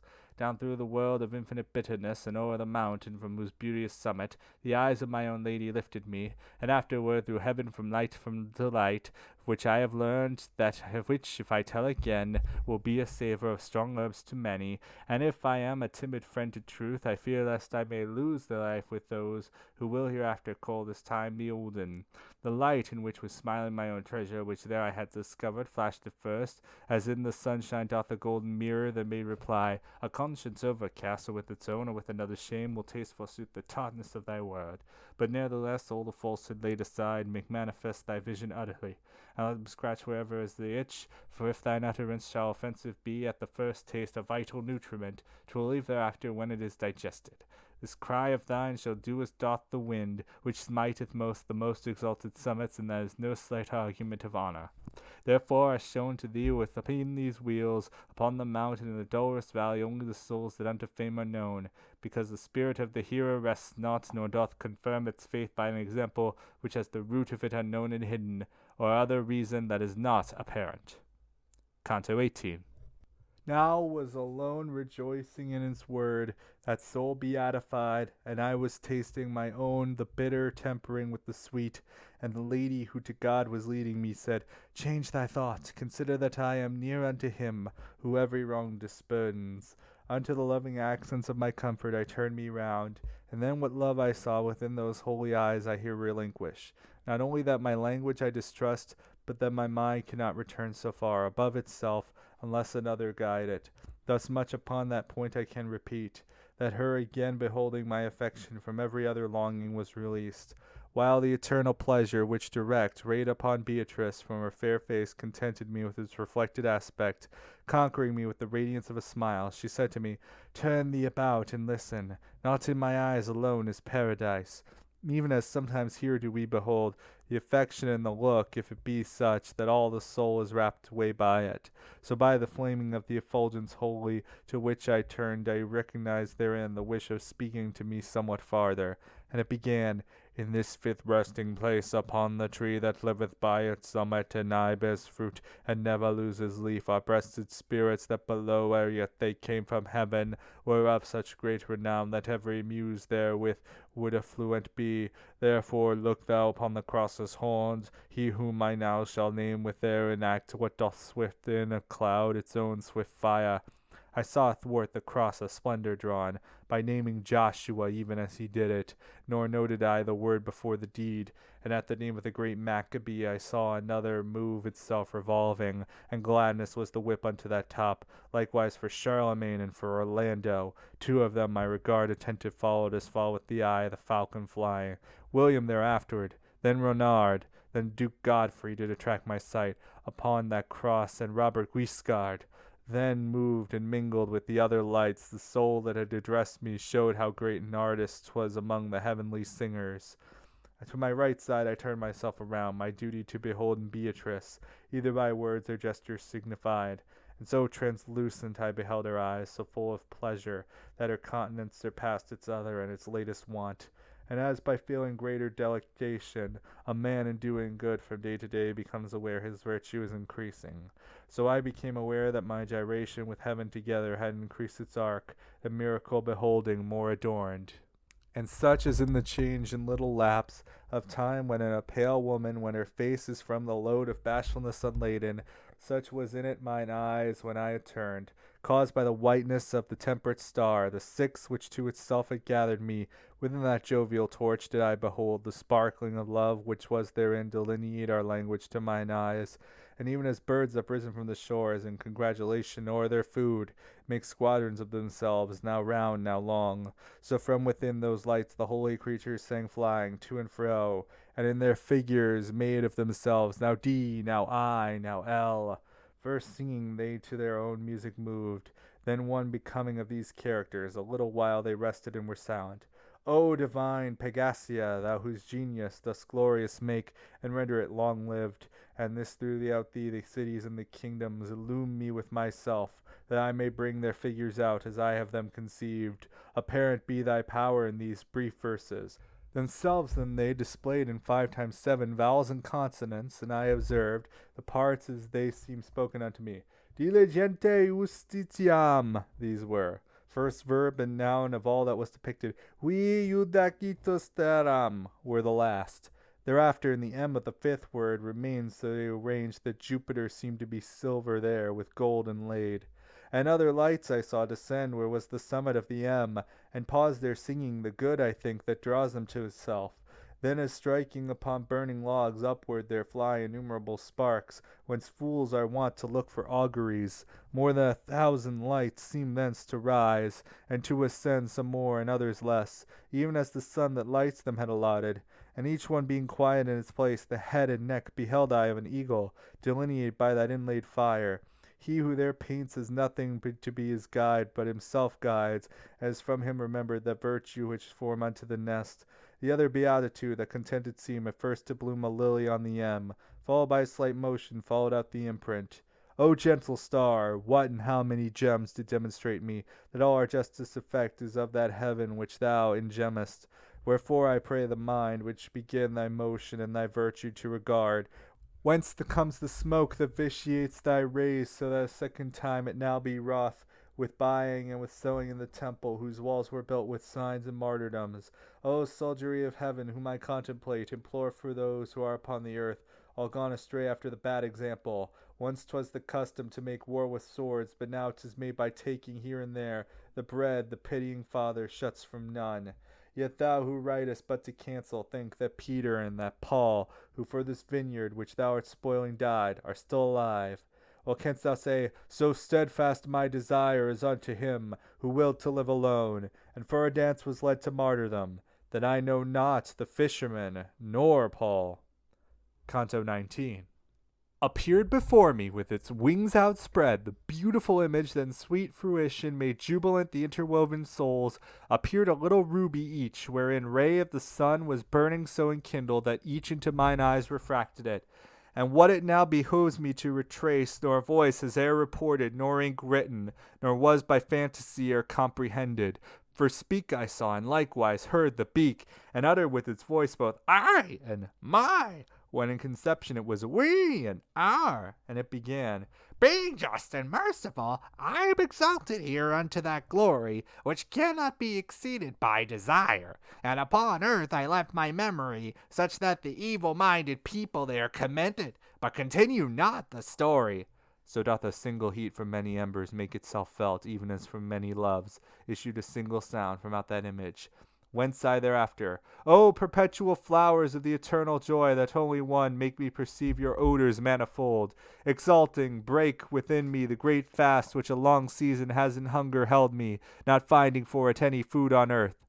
Well do I know that if in heaven its mirror justice divine another realm doth make, yours apprehends it not through any veil. You know how I attentively address me to listen, and you know it is the doubt that in me so very old as a fast, even as a falcon issuing from his hood doth move his head, and with his wings applaud him, showing desire, and making himself fine. So I become that standard which of lauds was interwoven of the grace divine, with such songs as he knows who there rejoices. Then it began, he who a compass turned on the world's outer verge, who within it devised so much occult and manifest, could not impress of his power so make on all the universe, as his words should not remain in infinite excess. And this makes certain that the first proud being, who was the paragon of every creature, by not awaiting light fell immature. And hence appears it that each minor nature is scant receptacle unto that good, which has no end, and by itself is measured. In consequence, our vision, which perforce must be some ray of that intelligence, with which all things whatever are replete, cannot in its own nature be so potent, that it shall not its origin discern far beyond that which is apparent to it. Therefore into the justice sempiternal, the power of vision that your world receives as I into the ocean penetrates, which though it see the bottom near the shore, upon the deep perceives it not, and yet 'tis there, but is hidden by the depth. There is no light that comes from the serene, that ne'er is o'ercast. Nay, it is darkness, or shadow of the flesh, or else is poison. Amply to thee is open now the cavern which is concealed from thee the living justice, of which thou madst such frequent questioning. For saidst thou, born a man on the shore of Indus, and none who can speak of Christ, nor can read, nor can write, and all his inclinations and his actions are good, so far as human reason sees, without a sin or life or discourse. He dieth unbaptized and without faith. Where is his justice that commendeth him? Where is his fault if he do not believe? Now who art thou that on this bench would sit in judgment at 1,000 miles away, with the short vision of a single span? Truly to him who with me stuptilizes, if so the scripture were not over you, for doubting there were marvelous occasion, O animals terrene, O stolid minds, the primal will that in itself is good, ne'er from itself the good supreme has moved, so much is just as it is accordant with it, no good created draws it to itself, but it by raying forth occasions that. Even as above her nest goes circling round the stork when she has fed her little ones, and he who has been fed looks up at her, so lifted I my brows, and even such became the blessed image, with its wings was moving, by so many counsels urged. Circling around it sang and said, as are my notes to thee, who dost not comprehend them, such is the eternal judgment to ye mortals. Those loosened specters of the Holy Spirit grew quiet then, but still within the standard that made the Romans reverent to the world. It recommended, "Unto this kingdom never ascend one who had not faith in Christ, before or since he to the tree was nailed. But look thou, many crying are, Christ, Christ, who at the judgment shall be far less nearer to him than some shall be who knew not Christ. Such Christians shall the Ethiop condemn, when the two companies shall be divided, the one forever rich, the other poor. What to your kings may not the Persians say, when they that volume open shall behold, in which are written down all their dispraises? There shall be seen among the deeds of Albert, that which ere long shall set the pen in motion, for which the realm of Prague shall be deserted. There shall be seen the woe that on the Seine he brings by falsifying of the coin, who by the blow of a wild boar shall die. There shall be seen the pride that causes thirst, which makes the Scot and Englishman so mad that they within their boundaries cannot rest. Be seen the luxury and effeminate life of him of Spain and the Bohemian, who valor never knew and never wished. Be seen cripple of Jerusalem, his goodness represented by an I, while the reverse in M shall represent. Be seen the avarice and poltroonery of him who guards the island of the fire, wherein Anchises finished his long life. To declare how pitiful he is shall be his record in contracted letters, which shall make note of much in little space, and shall appear to each one the foul deeds of uncle and of brother who a nation so famous have dishonored, and 2 crowns. And of Portugal and of Norway shall there be known, and he of Russia too, who saw in evil hour the coin of vengeance. O happy Hungary, if she let herself be wronged no farther, and Navarre the happy, if with the hills that gird her she be armed. And each one may believe that now is Hansel thereof, do Nicosia and Famagosta, lament and rage because of their own beast, who from the other's flank departeth not. Canto XX. When he who all the world illuminates out of our hemisphere so far descends that on all sides the daylight is consumed, the heaven that erst by him alone was kindled doth suddenly reveal itself again by many lights, wherein is one resplendent. And came into my mind this act of heaven, when the ensign of the world and of its leaders had silent in the blessed beak become, because those living luminaries all, by far more luminous did songs begin, lapsing and failing from my memory. O gentle love, that with the smile dost cloak thee, how ardent in those sparks did thou appear, that had the breath alone of holy thoughts! And after the precious and pellucid crystals with which began the 6th light I beheld, silence imposed on the angelic bells. I seemed to hear the murmuring of a river that clear descendeth down from rock to rock, showing the affluence of its mountain top. And as the sound upon the cithern's neck taketh its form, and upon the vent of rustic pipe the wind that enters it, even thus relieved from the delay of waiting, the murmuring of the eagle mounted up along its neck as if it had been hollow. There it became a voice, and issued thence from out its beak in such a form of words, as the heart waited for wherein I wrote them. Apart that in me which sees and bears the sun and mortal eagles, it began to me, now fixedly must needs be looked upon. For of the fires which I make by figure, those whence the eye doth sparkle in my head, of all their orders the supremest are. He who is shining in the midst as a pupil was once the singer of the Holy Spirit, who bore the ark from city unto city. Now knoweth he the merit of his song, in so far as affecting his own counsel by reward which is commensurate to 5, that make a circle for my brow. He that approacheth nearest to my beak did the poor widow for her son console. Now knoweth he how dearly it doth cost, not following Christ, by the experience of this sweet life and of its opposite. He who comes next in the circumference of which I speak upon its highest arc did death postpone, by penitence sincere. Now knoweth he that eternal judgment suffers no change, albeit worthy prayer maketh below tomorrow of today. The next who follows with the laws in me, under the good intent that bore bad fruit, became a Greek by ceding to the pastor. Now knoweth he how all the ill deduced from his good action is not harmful to him, although the world thereby may be destroyed, and he whom in the downward arc thou seest, who Guillermo was, who in the same land deplores, that weepeth Charles and Frederick yet alive. Now knoweth he who heaven enamoured us with just a king, and in the outward show of his effulgence he reveals it still. Who would believe down in the errant world that ere the Trojan Ripheus in this round could be the 5th one of the holy lights? Now knoweth he enough of what the world has not the power to see of divine grace, although his sight may not discern the bottom. like as a lark that in the air expatiates, first singing and then silent with content of the last sweetness that doth satisfy. Such seemed to me the image of the imprint of the eternal pleasure, by whose will doth everything become the thing is. And notwithstanding to my doubt I was, as glasses to the colour that invests it, to wait the time in silence it endured not. But forth from out my mouth, "What things are these?" extorted with the force of its own weight, where I saw great joy of coruscation.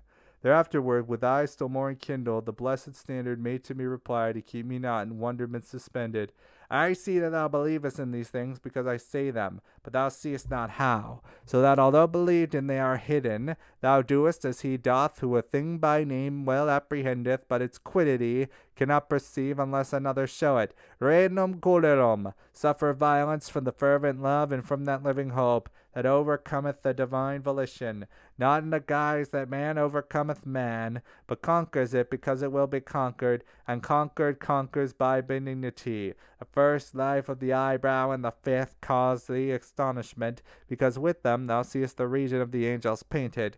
They pass not from their bodies, as thou thinkest, Gentiles, but Christians in the steadfast faith of feet that were to suffer and had suffered. For one from hell, where no one e'er turns back unto good will, returned unto his bones, and that of living hope was the reward of living hope that placed its efficacies and prayers to God and made to resuscitate him, so that 'twere possible to move his will. The glorious soul concerning which I speak, returning to the flesh, where brief its stay, believed in him who had the power to aid it, and in believing kindled to such a fire of genuine love, that the second death worthy was to come unto this joy. The other one, through grace, that from so deep a fountain wells that never hath the eye of any creature reached its primal wave, set all his love below unrighteousness, wherefore from grace to grace did God unclose his eye to our redemption yet to be. Once he believed therein, and suffered not from that day forth the stench of paganism, and he reproved therefore the folk perverse. These maidens three whom at the right hand wheel did thou just behold, were unto him for baptism more than 1,000 years before baptizing. O thou predestination, how remote thy route is from the aspect of all those the first cause do not behold entire. And you, O mortals, hold yourself restrained in judging. For ourselves, who look on God, we do not know as yet all the elect. And sweet to us is such a deprivation, because our goodness good is made perfect, that whatsoe'er God wills we also will. After this manner, by that shape divine, to make clear in me my short-sightedness, was given to me a pleasant medicine. As good singer and good lutanist accompanies with vibrations of the chord, whereby more pleasantness the song acquires. So while it spake, do I remember me that I beheld both those blessed lights, even as the winking of the eyes concords, moving unto the words their little flames. Canto XXI. Already on my lady's face mine eyes again were fastened, and with these my mind, and from all other purpose was withdrawn. And she smiled not, but if I were to smile, she unto me began, thou wouldst become like Semele when she was turned to ashes, because my beauty that along the stairs of the eternal palace more enkindles, as thou hast seen the farther we ascend. If it were tempered not as so resplendent that all thy mortal power is in its effulgence, would seem a leaflet that the thunder crushes. We are uplifted to the seventh splendor, that underneath the burning lion's breast now radiates downward mingled with his power. Fix in direction of thine eyes the mind, and make of them a mirror for the figure, that in this mirror shall appear to thee. He who could know what was the pasturage my sight had in that blessed countenance, when I transferred me to another care, would recognize how grateful was to me. Obedience unto my celestial escort by counterpoisoning one side with the other, within the crystal which around the world revolving, bears the name of its dear leader, under whom every wickedness lay dead. Colored like gold on which the sunshine gleams, a stairway I beheld to such a height, uplifted that mine eye pursued it not.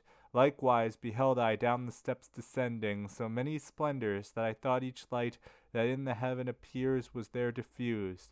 And as accordant with their natural custom, the rooks together at the break of day bestir themselves to warm their feathers cold. And some of them fly off without return, others come back to where they started from, and others wheeling round still keep at home. Such fashion it appeared to me was there, within the sparkling that together came, as soon as on a certain step it struck, and unto that which nearest unto us remained, became so clear that in my thought I said, Well, I perceive the love thou showest me, but she, from whom I wait the how and when of speech and silence, standeth still, whence I against desire do well, if I ask not. She thereupon, who saw my silentness, and the sight of him who seeth everything, said unto me, Let loose thy warm desire.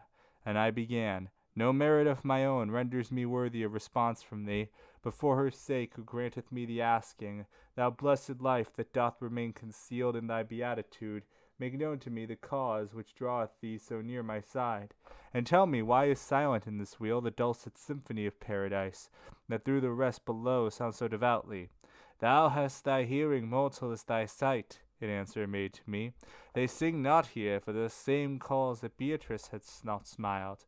Thus far down the holy stairway steps have I descended, but to give thee welcome with words and with the light that mantles me. Nor did more lovely cause me to be more ready, for love as much and more up there is burning, as doth the flaming manifest to thee. But's the high charity that makes us servants prompt to the counsel which controls the world allotteth here, even as thou dost observe. I see full well, said I. O sacred lamp, how love unfettered in this court sufficeth to follow the eternal providence. But this is what seems hard for me to see, wherefore predestinate wast thou alone unto this office from among thy consorts. No sooner had I come to the last word than of its middle made the light a centre, whirling itself about like a swift millstone. When answer made the love that was therein, on me directed is a light divine, piercing through this in which I am embosomed, of which the virtue with my sight conjoined lifts me above myself so far to see the supreme essence of this is drawn. Hence comes the joyfulness with which I flame, for to my sight, as far as it is clear, the clearness of the flame I equal make. But that soul in the heaven which is most pure, that seraph which his eye on God most fixes, could this demand of thine not satisfy? Because so deeply sinks in the abyss of the eternal statute what thou askest, from all created sight it is cut off, and to the mortal world when thou returnest, is carried back that it may not presume longer toward such a goal to move its feet. The mind that shineth here on earth doth smoke. From this observe how can it do below, that which it cannot through the heaven assume it.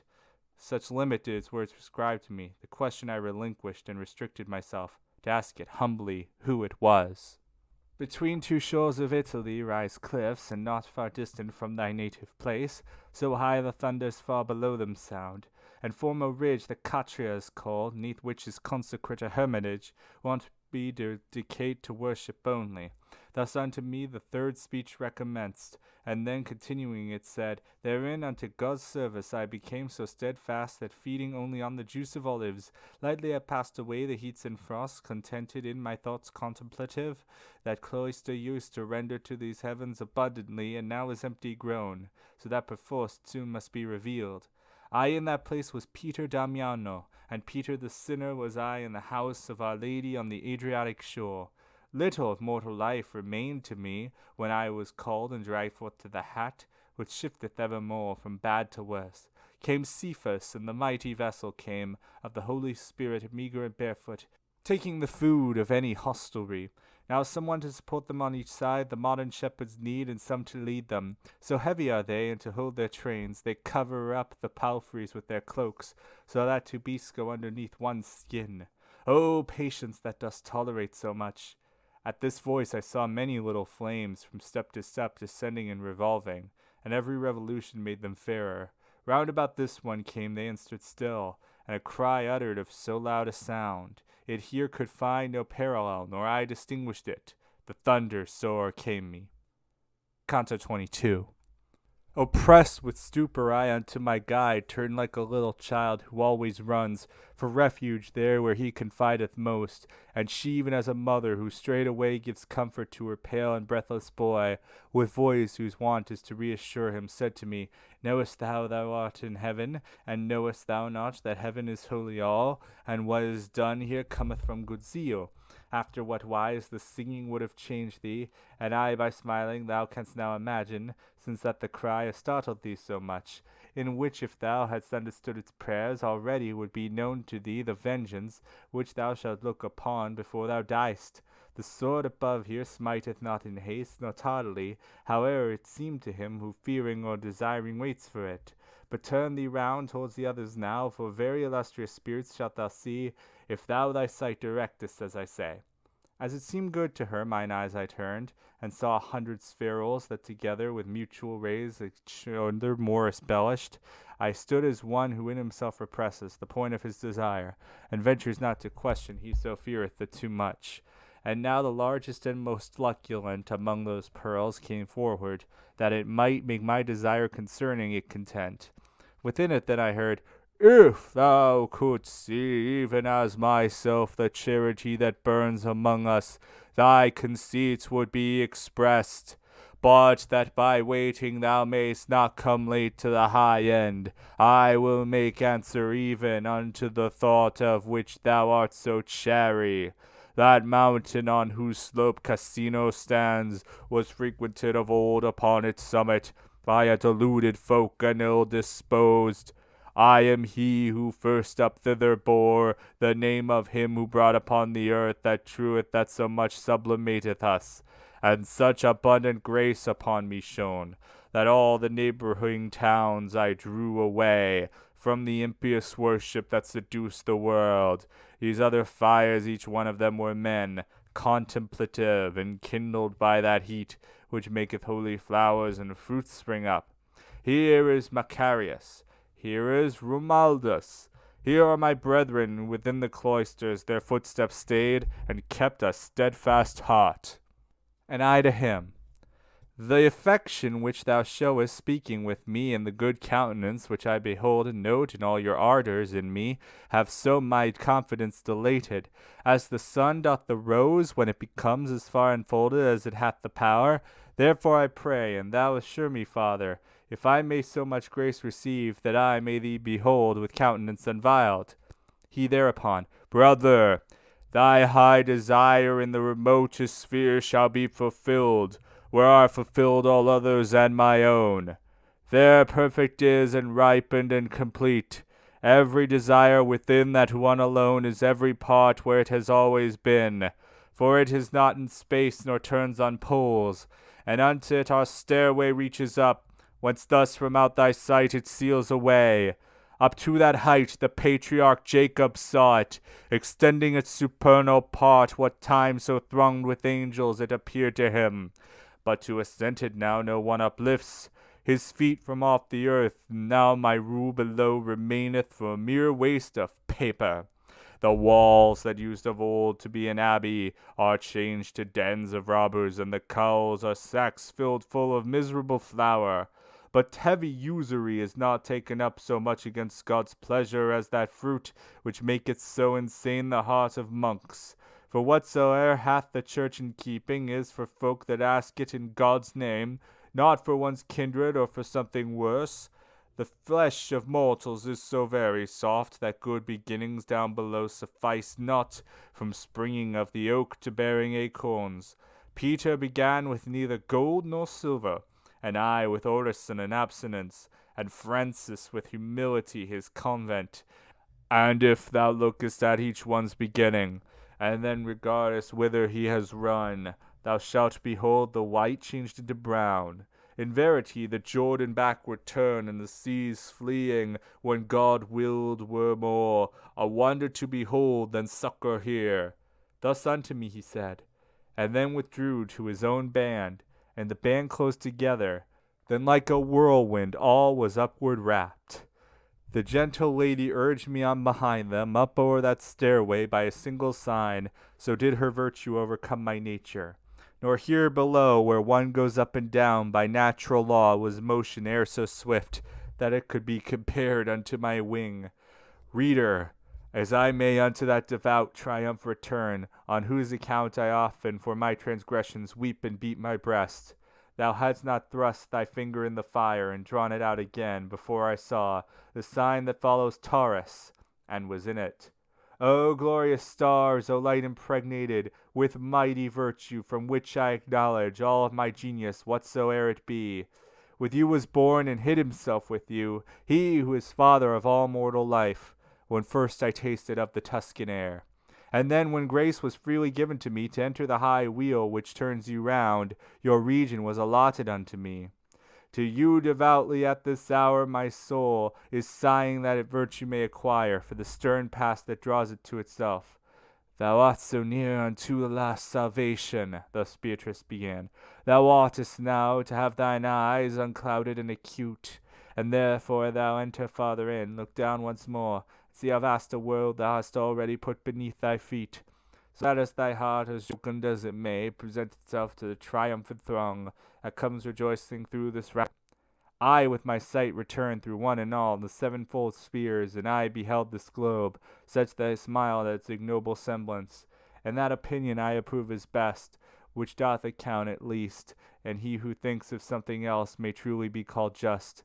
I saw the daughter of Latonia shining, without that shadow, which to me was cause, that once I had believed her rare and dense. The aspect of thy son Hyperion, here I sustained, and saw how moved themselves around and near him Maia and Dione. Thence there appeared the temperateness of Jove, twixt son and father, and to me was clear the change that of their whereabout they make. And all the seven made manifest to me how great they are, and eke how swift they are, and how they are in distant habitations. The threshing floor that maketh us so proud, to me revolving with the eternal twins, was all apparent made from hill to harbor. Then to the beauteous eyes, mine eyes, I turned. Canto XXIII.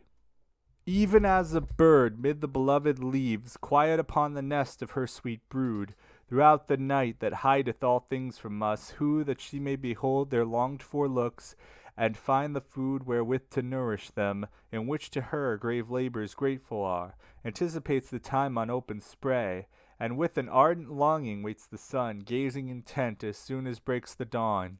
Even thus my lady standing was erect and vigilant, turned round towards the zone underneath which the sun displays less haste.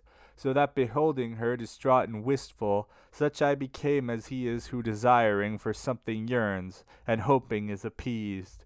But brief the space from one when to the other of my awakening say I, and the seeing the welkin grew resplendent more and more, and Beatrice exclaimed, Behold the hosts of Christ's triumphal march, and all the fruit harvested by the rolling of these spheres. It seemed to me her face was all aflame, and eyes she had so full of ecstasy, that I must needs pass on without describing, as when in night serene of the full moon smiles Trivia among the nymphs eternal, who paint the firmament through all its gulfs saw I, above the myriads of lamps, a sun that one and all of them enkindled, e'en as our own doth the supernal sights, and through the living light transparent shone the lucent substance so intensely clear into my sight that I sustained it not. O Beatrice, thou gentle guide and dear, to me she said, what overmasters thee a virtue is from which not shields itself. There are the wisdom and the omnipotence that oped the thoroughfares twixt heaven and earth, which there erst had been so long a yearning. As fire from out a cloud unlocks itself, dilating so it finds not room therein, and downward against its nature falls to earth, so did my mind among those ailments, becoming larger, issue from itself, and that which it became cannot remember. Open thine eyes, and look at what I am. Thou hast beheld such things, that strong enough hast thou become to tolerate my smile. I was as one who still retains the feeling of a forgotten vision, and endeavors in vain to bring it back into his mind. When I this invitation heard, deserving of so much gratitude, it never fades out of the book that chronicles the past. If at this moment sounded all the tongues that Polyhymnia and her sisters made most lubrical with their delicious milk, to aid me to 1,000th of the truth it would not reach, singing the holy smile and how the Holy Spirit it illumed, and therefore representing paradise, the sacred poem must perforce leap over, even as a man who finds his way cut off. But whoso thinketh of the ponderous theme, and of the mortal shoulder laden with it, should blame it not if under this it tremble. It is no passage for a little boat, this which goes cleaving the audacious prow, nor for a pilot who would spare himself. Why doth my face so much enamour thee, that to the garden fair thou turnest not, which under the rays of Christ is blossoming? There is the rose which the word divine became incarnate, there the lilies are by whose perfume the good way was discovered. Thus Beatrice and I, who to her counsels was wholly ready, once again betook me unto the battle of the feeble brows. As in the sunshine that unsullied streams through the fractured cloud, ere now a meadow of flowers, mine eyes with shadow covered o'er have seen. So troops of splendors manifold I saw, illumined from above with burning rays, beholding not the source of the effulgence. O power benignant that dost so imprison them! Thou didst exalt thyself to give more scope thereto mine eyes that were not strong enough. The name of that fair flower I e'er invoke, morning and evening, utterly enthralled my soul to gaze upon the greater fire. And when both mine eyes depicted were the glory and greatness of the living star which there excelleth as it here excelled. Athwart the heavens a little torch descended, formed in a circle like a coronal, and cinctured it, and whirled itself about it. Whatever melody most sweetly soundeth on earth, and to itself most draws the soul, would seem a cloud that rent asunder thunders, compared unto the sounding of that lyre wherewith was crowned the sapphire beautiful, which gives the clearest heaven its sapphire hue.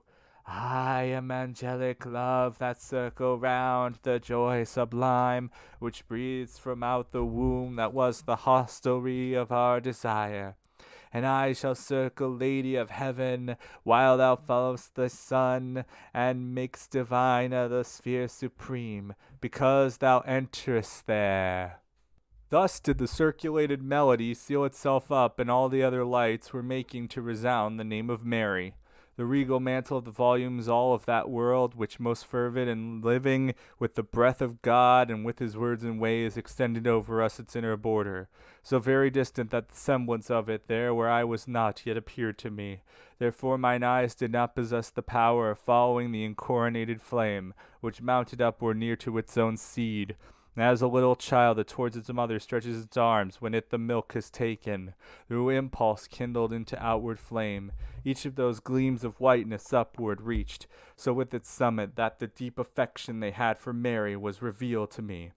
Therefore they remained there in my sight, Regina Coeli, singing with such sweetness that ne'er from me is the delight departed.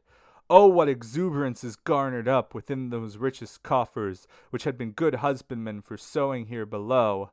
There they enjoy and live upon the treasure which was acquired while weeping in the exile of Babylon, wherein the gold was left. There triumpheth, beneath the exalted Son of God and Mary in his victory, both with the ancient council and the new, he who doth keep the keys of such a glory. Canto XXIV. O company elect to the great supper of the Lamb benedict who feedeth you, so that forever full is your desire, if by the grace of God this man foretaste something of that which falleth from your table, or ever doth prescribe him the time, direct your mind to his immense desire, and him somewhat bedew ye drinking are, forever at the fount whence comes his thought. Thus Beatrice and those souls beatified transform themselves to spheres on steadfast poles, flaming intensely in the guise of comets. And as the wheels and works of horologies revolve so that the first to the beholder motionless seems, and the last one to fly, so in like manner did those carols, dancing in different measure of their affluence, give me the gauge as they were swift or slow. From that one which I noted the most beauty beheld I issue forth a fire so happy, that none it left there of a greater brightness. And around Beatrice 3 several times it whirled with so divine a song, my fantasy repeats it not to me. Therefore the pen skips, and I write it not, since our imagination for such fold, much more our speech is a tint too glaring. O holy sister mine, who implorest with such devotion by thine ardent love thou dost unbind me from that beautiful sphere. Therefore, having stopped the blessed fire unto my lady did direct its breath, which spake in fashion as here I have said. And she, O light etern of the great man, to whom our Lord delivered up the keys, he carried down of this miraculous joy. This one examen points light and grave, as good beseemeth thee, about the faith, by means of which thou on the sea didst walk. If he love well, and hope well, and believe, from thee 'tis hid not, for thou hast thy sight there where depicted everything is seen. And since this kingdom has made citizens, by means of the true faith to glorify it, 'tis well he have the chance to speak thereof. As baccalaureate arms himself and speaks not until the master doth propose the question to argue it and not to terminate it, so did I arm myself with every reason while she was speaking, that I might be ready for such a questioner in such profession. Say, thou good Christian, manifest thyself. What is thy faith? Where I raised my brow unto that light wherefrom was this breathed forth. Then turned I round to Beatrice, and she prompt signals made to me that I should pour the water forth from my internal fountain. My grace, that suffers me to make confession, began I, to the great centurion, and cause my conceptions all to be explicit. And I continued, as the truthful pen, father, of thy dear brother wrote it, who put with thee Rome into the good way, faith is the substance of the things we hope for, and evidence of those that are not seen, and this appears to me its quiddity. Then heard I, very rightly thou perceivest, if well thou understandest why he did with substances and then with evidences. And I thereafterward, the things profound that here vouchsafe to me their apparition, unto all eyes below were so concealed, that they exist there only in belief, upon the which is founded the high hope, and hence it takes the nature of substance, and it behoveth us from this belief to reason without having other sight, and hence it has the nature of evidence. Then heard I, if whatever is acquired below by doctrine were thus understood, no sophist subtlety would there find place. Thus was breathed forth from that enkindled love. Then added, very well has been gone over already of this coin the alloy and weight. That tell me if thou hast it in thy purse. And I, yes, both so shining and so round, that in its stamp there is no peradventure. Thereafter issued from the light profound, that there resplendent was, this precious jewel, upon the which is every virtue founded. Whence hadst thou it? And I, the large outpouring of Holy Spirit, which has been diffused upon the ancient parchment and the new. A syllogism is, which proved it to me, with such acuteness, that compared therewith all demonstration seems to me obtuse. And then I heard, the ancient and the new postulates that to thee are so conclusive, why dost thou take them for the word divine? And I, the proofs which show the truth to me are the works subsequent, whereunto nature ne'er heated iron yet, nor anvil beat. 'Twas answered me, say who assureth thee that those works ever were, the thing itself that must be provided, naught else to thee affirms it. Were the world to Christianity converted? I said, without miracles this one is such, the rest are not its 100th part. Because that poor and fasting thou didst enter into the field to sow there the good plant which was a vine and has become a thorn. This being finished, the high holy court resounded through the spheres. One God we praise, in melody that there above is chanted. And then that baron, who from branch to branch examining, had thus conducted me, till the extremest leaves we were approaching, again began, the grace that dallying plays with thine intellect, thy mouth has opened, up to this point as should open be, so that I do approve what forth emerged. But now thou must express what thou believest, and whence to thy belief it was presented. O Holy Father, Spirit who beholdest what thou believest, so that thou overcamest towards the sepulchre more youthful feet, began I. Dost thou wish me in this place the form to manifest of my prompt belief, and likewise thou the cause thereof demandest? And I respond, in one God I believe, sole and etern, who moveth all the heavens, with love and with desire himself unmoved. And of such faith not only have I proofs physical and metaphysical, but gives them likewise the truth that from this place rains down, through Moses, through the prophets and the Psalms, through the Evangel, and through you who wrote, and after the fiery Spirit sanctified you in persons, three etern believe, and these one essence I believe. So one and trine they bear conjunction both with sunt and est, with the profound condition and divine, which now I touch upon doth stamp my mind.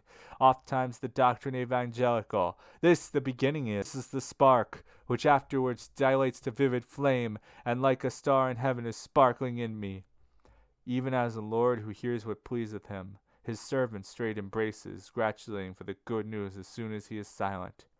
So giving me its benediction, singing 3 times, encircled me. When I was silent, the apostolic light, as whose command I spoken had, in speaking I so pleased him. Canto 25. If e'er so happen that the poem sacred, to which both heaven and earth have set their hand, so that it many a year hath made me lean, o'ercome the cruelty that bars me out from the fair sheepfold where a lamb I slumbered, an enemy to the wolves that war upon it.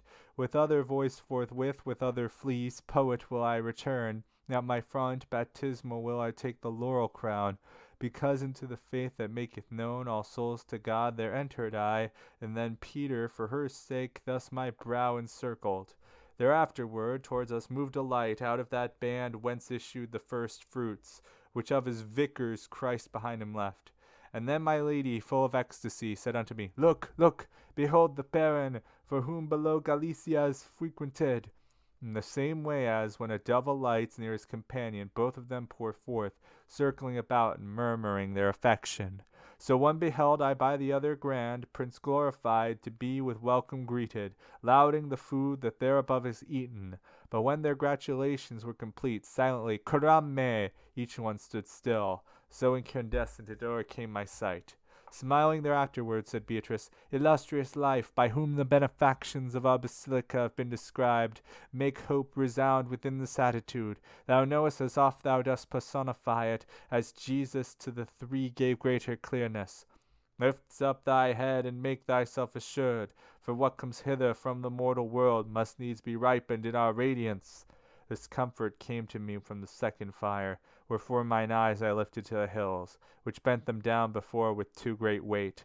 Since through his grace our emperor wills that thou should find thy face to face before thy death in the most secret chamber with his counts, so that the truth beholden of this court, hope which below there rightfully enamors, thereby thou strengthen in thyself and others. Say what it is, and how it flowering with it in thy mind, and say from whence it came to thee. Thus did the second light again continue. And the compassionate, who piloted the plumage of my wings in such high flight, did in reply anticipate me thus. No child, whatever the church militant of greater hope possesses, as is written in that sun, which irradiates all our band, therefore it is conceded him from Egypt to come into Jerusalem to see, or ever yet his warfare be completed. The two remaining points that not for knowledge have been demanded, but that he report how much this virtue unto thee is pleasing. To him I leave, for hard he will not find them, nor of self-praise, and let him answer them, and may the grace of God assist him, as a disciple whose teacher follows, ready and willing where he is expert, that his proficiency may be displayed. Hope, said I, is a certain expectation of future glory, which is the effect of grace divine and merit precedent. From many stars this light comes unto me, but he instilled it first into my heart, who was chief singer unto the chief captain. Spirant in te, the high theody, he saith, Those who know thy name, and who knoweth it not, if he my faith possessed, thou didst instill me then with his instilling in the epistle, so that I am full, and upon others rain again your rain. While I was speaking, in the living bosom of that combustion quivered an effulgence, sudden and frequent in the guise of lightning, then breathed, The love wherewith I am inflamed toward the virtue still which followed me unto the palm and issue of the field, wills that I breathe to thee that thou delight in her, and grateful to me is thy telling whatever things hope promises to thee. And I, the ancient scriptures and the new the mark establish, and this shows me of all souls whom God hath made his friends. Isaiah saith that each one garmented in his own land shall be within two garments in his own land in this delightful life. Thy brother too, far more explicitly, there where he treateth of the robes of white, this revelation manifests to us. And first, and near the ending of these words, Sperant in te, from over us was heard, to which responsive answered all the carols. Thereafterward a light among them brighted, so that if Cancer one such crystal had, winter would have a month of one sole day. And as uprises goes and enters the dance a winsome maiden only to do honor to the new bride, and not from any falling. Even thus did I behold the bright and splendor approach the two who in a wheel revolved, as was beseeming to their ardent love. Into the song and music there it entered, and fixed on them my lady kept her look, even as a bride silent and motionless. This is the one who lay upon the breast of him a pelican, and this is he to the great office from the cross elected. My lady thus, But therefore none the more did move her sight from its attentive gaze, before or afterward these words of hers, even as a man who gazes and endeavors to see the eclipsing of the sun a little, and who by seeing sightless doth become. So I became before that latest fire, while it was said, Why dost thou daze thyself to see a thing which here hath no existence? Earth in the earth my body is, and shall be with all the others there, until our number with the eternal proposition tallies. With the two garments in the blessed cloister are two lights alone that have ascended, and this shalt thou take back into your world. And at this utterance the flaming circle grew quiet with the dulcet intermingling of sound that by the eternal breath was made, as to escape from danger or fatigue the oars that erst were in the water beaten are all suspended at a whistle sound. Ah, how much in my mind was I disturbed when I turned round to look on Beatrice, that her I could not see although I was close at her side, and in the happy world. Canto XXVI. While I was doubting, for my vision quenched out of the flame refulgent that had quenched it, issued a breathing that attentive made me, saying, While thou recoverest the sense of seeing which in me thou hast consumed, 'tis well that speaking thou shouldst compensate it. Begin then, and declare to what thy soul is aimed, and count it for a certainty. Sight is in thee bewildered and not dead, because the lady who through this divine region conducteth thee has in her look the power the hand of Ananias had. I said, As pleaseth her, or soon or late, let the cure come to the eyes that the portals were, when she with fire I ever burn with entered. The good that gives contentment to this court, the Alpha and Omega is of all, the writing that love reads me low or loud. The selfsame voice that had taken from me the terror of the sudden dazzlement, to speak still farther, put it in my thought, and said, In verity, which fine a sieve beholdeth thee to sift, it thee behoveth to say who aimed thy bow at such a target. And I, by philosophic arguments, and by authority that hence descends, such love must needs imprint itself in me, for good so far as good, when comprehended, doth straight and kindle love, and so much greater as more of goodness in itself it holds. Then to that essence whose such advantage that every good which out of it is found is nothing but a ray of its own light. More than else whither must the mind be moved of every one in loving, who discerns the truth in which this evidence is founded. Such truth he to my intellect reveals, who demonstrates to me the primal love of all the sempiternal substances. The voice reveals it of the truthful author, who says to Moses, speaking of himself, I will make all my goodness pass before thee. Thou too revealest it to me, beginning the loud evangel that proclaims the secret of heaven and earth above all other edict. And I heard say, by human intellect and by authority concordant with it, of all thy loves reserved for God the highest. But say again, if other chords thou feelest, draw thee towards him that thou mayst proclaim with how many teeth this love is biting thee.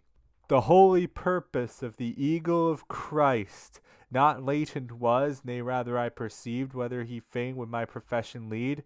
Therefore I recommenced, all of those bites which have the power to turn the heart to God unto my charity have been concurrent. The being of the world and my own being, the death which he endured that I may live, and that which all the faithful hope as I do, with the forementioned vivid consciousness, have drawn me from the sea of love perverse, and of the right have placed me on the shore. The leaves wherewith embowered is all the garden of the eternal gardener do I love, as much as he has granted them of good. As soon as I had ceased, a song most sweet throughout the heaven resounded, and my lady said with the others, Holy, holy, holy. And as at some keen light one wakes from sleep by reason of the visual spirit that runs into the splendor passed from coat to coat, and he who wakes abhorreth what he sees, so all unconscious is his sudden waking until the judgment cometh to his aid. So from before mine eyes did Beatrice chase every mote with radiance of her own, that cast its light 1,000 miles and more. Whence better after than before I saw, and in a kind of wonderment I asked about a fourth light that I saw with us. And said my lady, there within those rays gazes upon its maker the first soul that ever did the first virtue create. Even as the bough that downward bends its top at transit of the wind, and then is lifted by its own virtue which inclines it upward. Likewise did I, while that she was speaking, being amazed, and then I was made bold by a desire to speak wherewith I burned.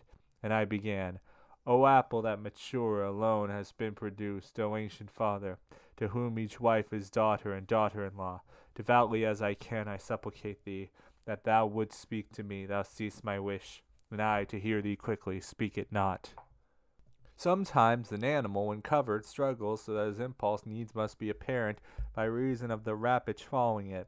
And in like manner the primeval soul made clear to me athwart its covering how jubilant it was to give me pleasure, then breathed, without thy uttering it to me, thine inclination better I discern, than thou whatever thing is shorest thee.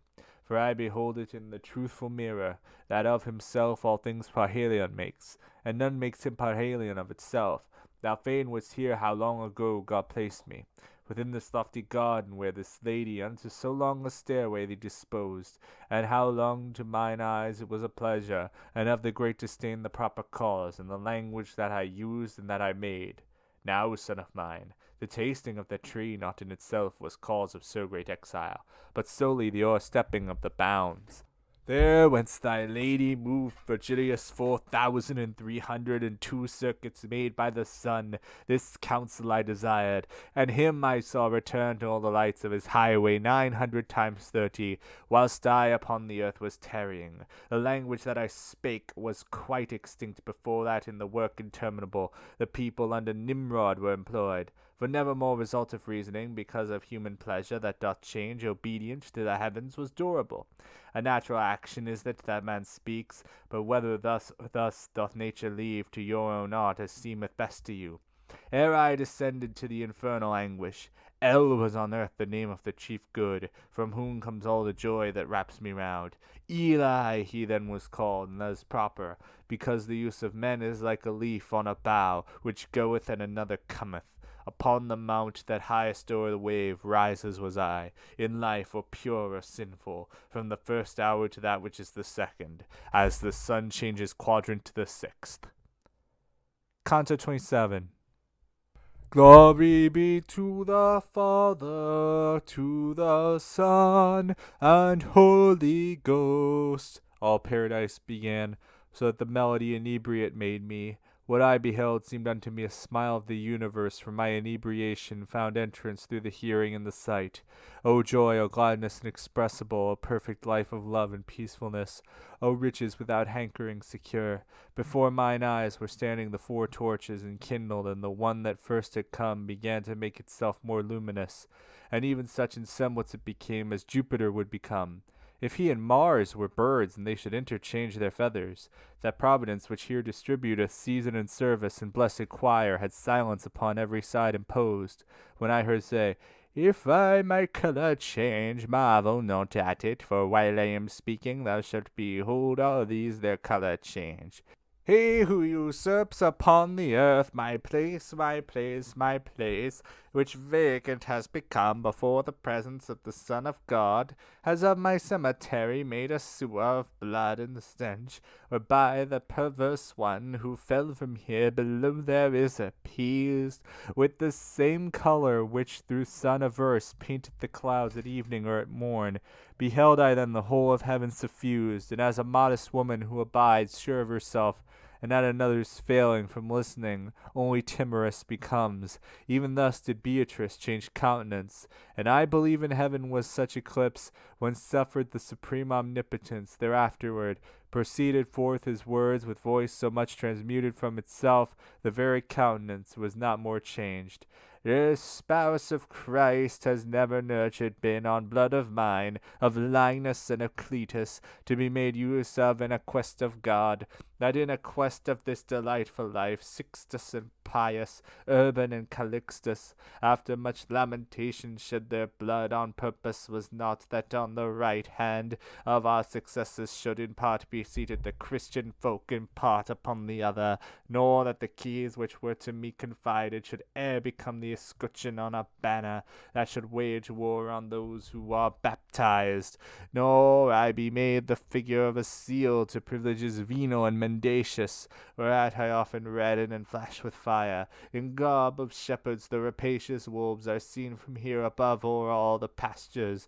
O wrath of God, why dost thou slumber still? To drink our blood the Carsines and Gascons are making ready. O thou, good beginning, unto how vile an end must thou needs fall. But the high providence that with Scipio at Rome the glory of the world defended will speedily bring aid as I conceive. And thou, my son, who by thy mortal weight shall down return again, open thy mouth. What I conceal not, do not thou conceal. As with its frozen vapors downward falls and flakes our atmosphere, what time the horn of the celestial goat doth touch the sun, upward in such array saw I the ether became and flaked with the triumphant vapors, which there together with us had remained. My sight was following up their semblances, and followed till the medium by excess the passing farther onward took from it. Whereat the lady who beheld me freed from gazing upward said to me, Cast down thy sight, and see how far thou art turned round. Since the first time that I had downward looked, I saw that I had moved through the whole arc which the first climate makes from midst to end. So that I saw the mad track of Ulysses' Cascades, and this side well nigh the shore, whereon became Europa a sweet burden. And of this threshing floor the sight to me were more unveiled, but the sun was proceeding under my feet, a sign and more removed. My mind enamored, which is dallying at all times with my lady, to bring back to her mine eyes, was more than ever ardent. And if or art or nature has made bait to catch the eyes, and so possess the mind in human flesh or in its portraiture, all joined together would appear as naught to the divine delight which shone upon me, when to her smiling the face I turned me round. The virtue that her look endowed me with, from the fair nest of Leda tore me forth, and up into the swiftest heaven impelled me. Its parts exceeding full of life and lofty are all so uniform, I cannot say which Beatrice selected for my place. But she who was aware of my desire began the while she smiled so joyously, that God seemed in her countenance to rejoice. The nature of that motion which keeps quiet the centre, and all the rest about it moves, from hence begins as from its starting point. And in this heaven there is no other where than in the mind divine, wherein is the love that turns it, than the power it reigns.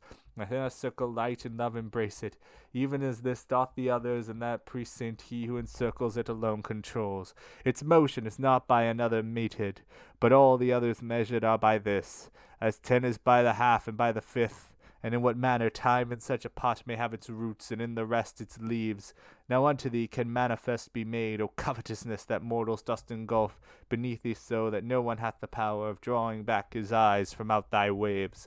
Full fairly blossoms in mankind the will, but the uninterrupted rain coverts into abortive wildings the true plums. Fidelity and innocence are found only in children, afterwards they both take flight, or one, while he prattles, still observes the fast, who, when his tongue is loosed, forthwith devours whatever food under whatever moon. Another, while he prattles, loves and listens unto his mother, who, when speech is perfect, forthwith desires to see her in her grave. Even thus is swarthy made the skin so white, its first aspect of the daughter fair of him who brings the morn and leaves the night.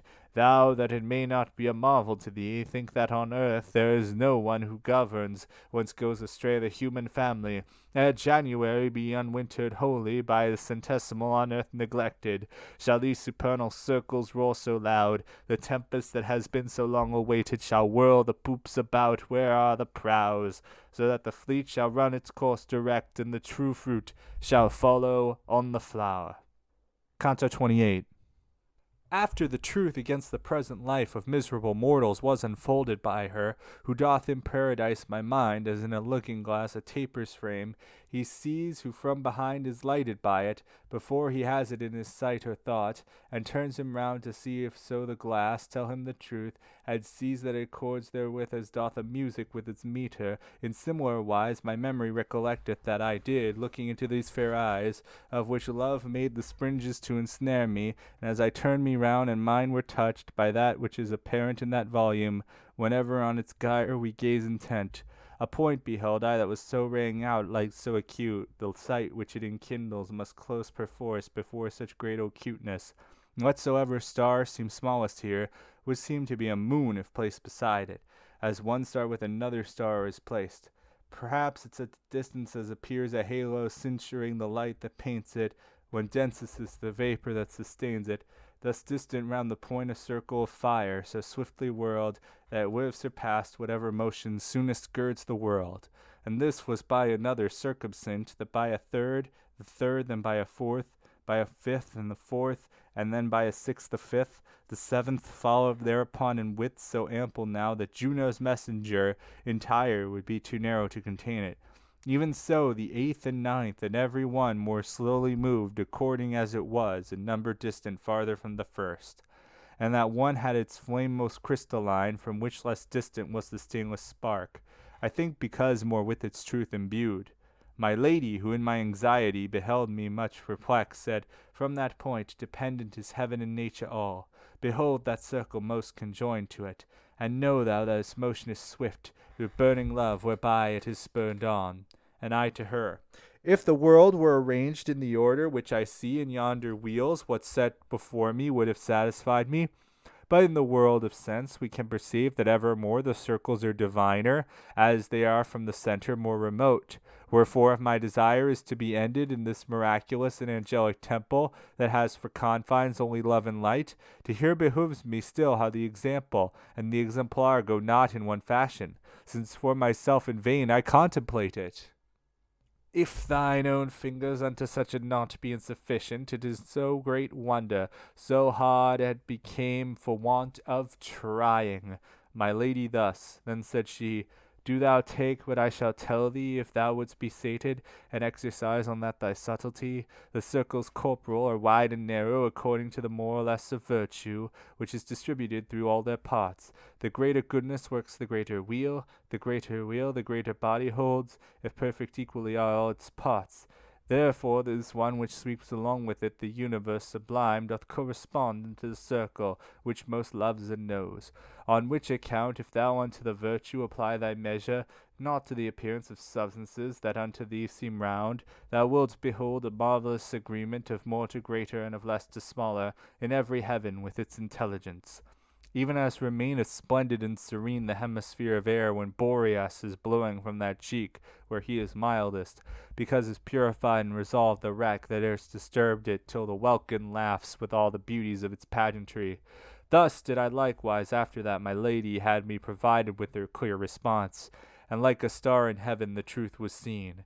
And soon as to a stop her words had come, not otherwise does iron scintillate, what molten that those circles scintillated. Their chorusation all the sparks repeated, and they so many were their number makes more millions than the doubling of the chess. I heard them sing Hosanna choir by choir to the fixed point which holds them at the ubi, and ever will where they have ever been. And she who saw the dubious meditations within my mind, the primal circle, said, have shown thee cherubim and cherubim. Thus rapidly they follow their own bonds, to be as like the point as most they can, and can as far as they are high in vision. Those other loves that round about them go, thrones of the countenance divine, are cold, because they terminate the primal triad.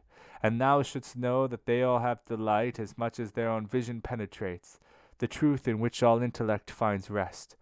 From this it may be seen how blessedness is founded in the faculty which sees, and not in that which loves and follows next, and of the seeing merit is the measure which is brought forth by grace and by good will.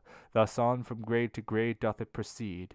The second triad, which is germinating in such wise as sempiternal spring, that no nocturnal Aries despoils perpetually, Hosanna warbles forth with threefold melody that sounds in three orders of joy with which it is entwined. The three divine are in this hierarchy, first the dominions and the virtues next, and the third order is that of the powers. Then in the dances twain penultimate, the principalities and archangels wheel, the last is wholly of angelic sports. These orders upwards all of them are gazing, and downwards so prevail, that unto God they all attracted are and all attract. And Dionysius with so great desire to contemplate these orders set himself. He named them and distinguished them as I do. But Gregory afterwards dissented from him, wherefore as soon as he unclosed his eyes within this heaven, he at himself did smile. And if so much of secret truth a mortal proffered on earth, I would not have thee marvel, for he who saw it here revealed it to him, with much more of these truth about these circles. Canto XXIX. At what time both the children of Latonia, surmounted by the ram and by the scales, together make a zone of the horizon. As long as from the time the zenith holds them in equipoise, so from that girdle both changing their hemisphere disturb the balance, so long her face depicted with a smile did Beatrice keep silent while she gazed fixedly at the point which had o'ercome me. Then she began, I say, and I ask not, what thou dost wish to hear, for I have seen it where centres in every wen and every ubi, not to acquire some good unto himself, which is impossible, but that his splendor and its resplendency may say subsisto in his eternity outside of time, outside all other limits, as it pleased him, into new loves the eternal love unfolded, nor as if torpid did he before, neither after nor before proceeded the going forth of God upon these waters. Matter and form unmingled and conjoined came into being that had no defect, e'en as 3 arrows from a 3-stringed bow, and as in glass and amber or in crystal, a sunbeam flashes so that from its coming to its full being is no interval, so from its Lord did the triform effect ray forth into its being altogether, without discrimination of beginning. Order was concreated and constructed in substances, and summit of the world were those wherein the pure act was produced. Pure potentiality held the lowest part, midway bound potentiality with act such a bond that it shall never be unbound. Jerome has written unto you of angels, created a long lapse of centuries, or ever yet the other world was made. But written is this truth in many places by writers of the Holy Ghost, and thou shalt see it if thou lookest where thou art, and even reason seeth it somewhat, for it would not conceive that for so long could be their motors without their perfection. Now dost thou know both where and when these loves created were, and how so that extinct in thy desire already are 3 fires, nor could one reach in counting unto 20 so swiftly as a portion of these angels disturb the subject of your elements. The rest remained, and they began this art, which thou discernest with so great delight, that never from their circling do they cease. The occasion of the fall was the accursed presumption of that one, whom thou hast seen by all the burden of the world constrained. Those whom thou here beholdest modest were to recognize themselves as of that goodness which made them apt for so much understanding, on which account their vision was exalted by the enlightening grace of their own merit, so that they have a full and steadfast will. I would not have thee doubt, but certain be 'tis meritorious to receive this grace according as the affection opens to it. Now round about in this consistory much mayst thou contemplate if these my words be gathered up without all further aid. But since upon the earth throughout your schools they teach that such is the angelic nature, that it doth hear and recollect and will, more will I say that thou mayst see unmixed the truth that is confounded there below, equivocating in such like prelections. These substances, since in God's countenance they joken were, turn not away their sight, from that wherefrom not anything is hidden, hence they have not their vision intercepted by object new, and hence they do not need to recollect through interrupted thought, so that below not sleeping people dream, believing they speak truth and not believing, and in the last is greatest sin and shame. Below you do not journey by one path, philosophizing, so transporteth you love of appearance and thought thereof. And even this above here is endured with less disdain than when is set aside the holy writ, or when it is distorted. They think not there how much of blood it costs to sow it in the world, and how he pleases who in humility keep close to it. Each striveth for appearance, and doth make his own inventions, and these treated are by preachers, and the evangel holds its peace. One saith that the moon did backward turn in passion of Christ, and interpose himself so that the sunlight reach not down below, and lies, for of its own accord the light hid itself, whence to Spaniards and to Indians as to the Jews did such eclipse respond. Florence has not so many Lappi and Bindi as fables such as these that every year are shouted from the pulpit back and forth, in such wise that the lambs who do not know come back from pasture fed upon the wind, and not to see the harm doth not excuse them. Christ did not to his first disciples say, Go forth into the world, preach idle tales, but unto them a true foundation gave, and this so loudly sounded that from their lips that in the warfare to enkindle faith they made of the evangel shields and lances.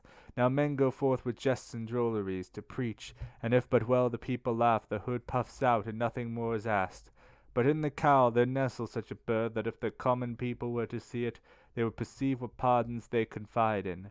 For which so great on earth has grown the folly, that without proof of any testimony, to each indulgence they would flock together. By this St. Anthony his pig doth fatten, and many others who are worse than pigs, paying in money without mark of coinage.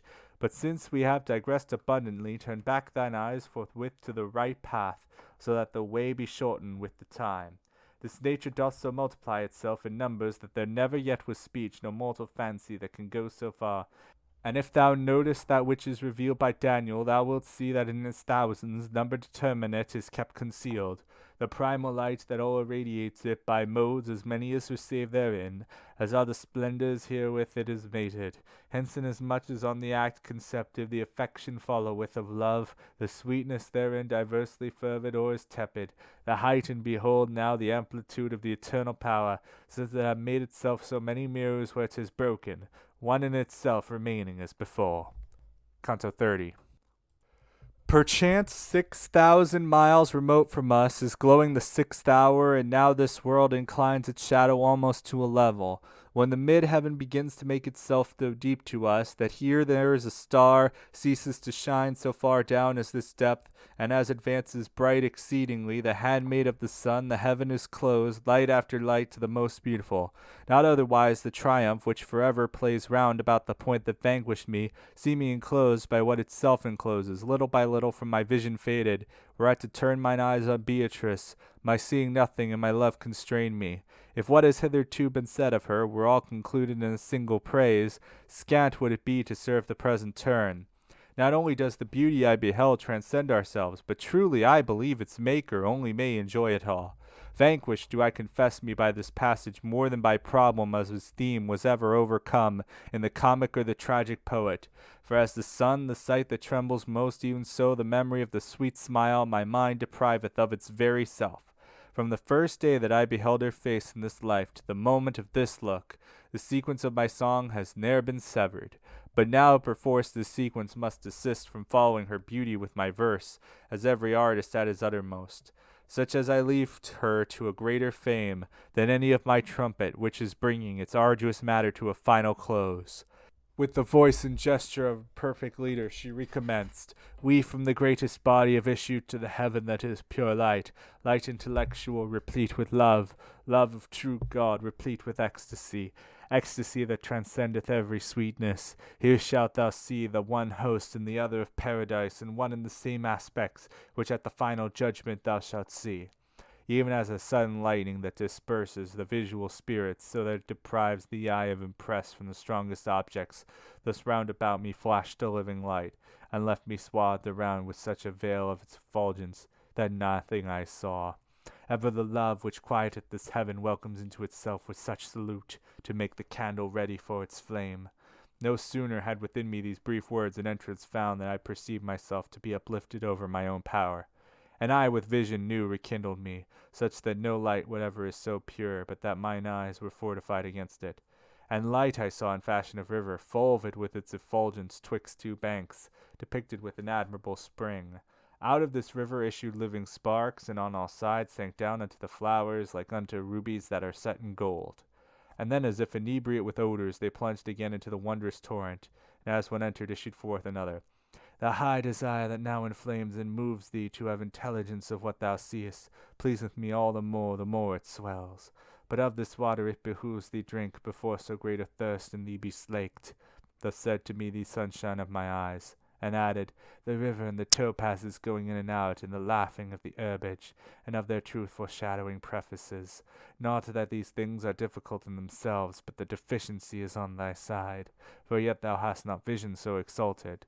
There is no babe that leaps so suddenly with a face towards the milk, if he awake much later than his usual custom is, as I did, that I might make better mirrors still of mine eyes down stooping the wave, which flows that we therein better made. And even as the penthouse of mine eyelids drank of it, it forthwith appeared to me out of its length to be transformed to round. Then as a folk who have been under masks seem other than before if they divest the semblance not their own disappeared in, thus into greater pomp were changed for me the flowerets and the sparks, so that I saw both of the courts of heaven made manifest. O splendor of God, by means of which I saw the lofty triumph of the realm voracious, give me the power to say how it I saw. There is a light above, which visible makes the Creator unto every creature, who only in beholding him has peace. And it expands itself in circular form to such extent that its circumference would be too large a girdle for the sun. The semblance of it is all made of rays reflected from the top of primal motion, which takes therefrom vitality and power. And as a hill in water at its base mirrors itself as if to see its beauty, when affluent most in verdure and in flowers, so raged aloft all round about the light, mirrored I saw in more ranks than 1,000, all who above there have of us returned. Now if the lowest row collect with it, so great a light, how vast the amplitude is of this rose in its extremest leaves. My vision in the vastness and the height lost not itself, but comprehended all, the quantity and quality of that gladness. There near and far, nor add nor take away, for there where God immediately doth govern the natural law and naught is relevant, into the yellow of the rose eternal that spreads and multiplies and breathes an odor of praise unto the ever vernal sun. As one who silent is and fain would speak, me Beatrice drew on and said, Behold, of the white stoles how vast the convent is. Behold how vast the circuit of our city. Behold our seats so filled to overflowing, that here henceforward are few people wanting.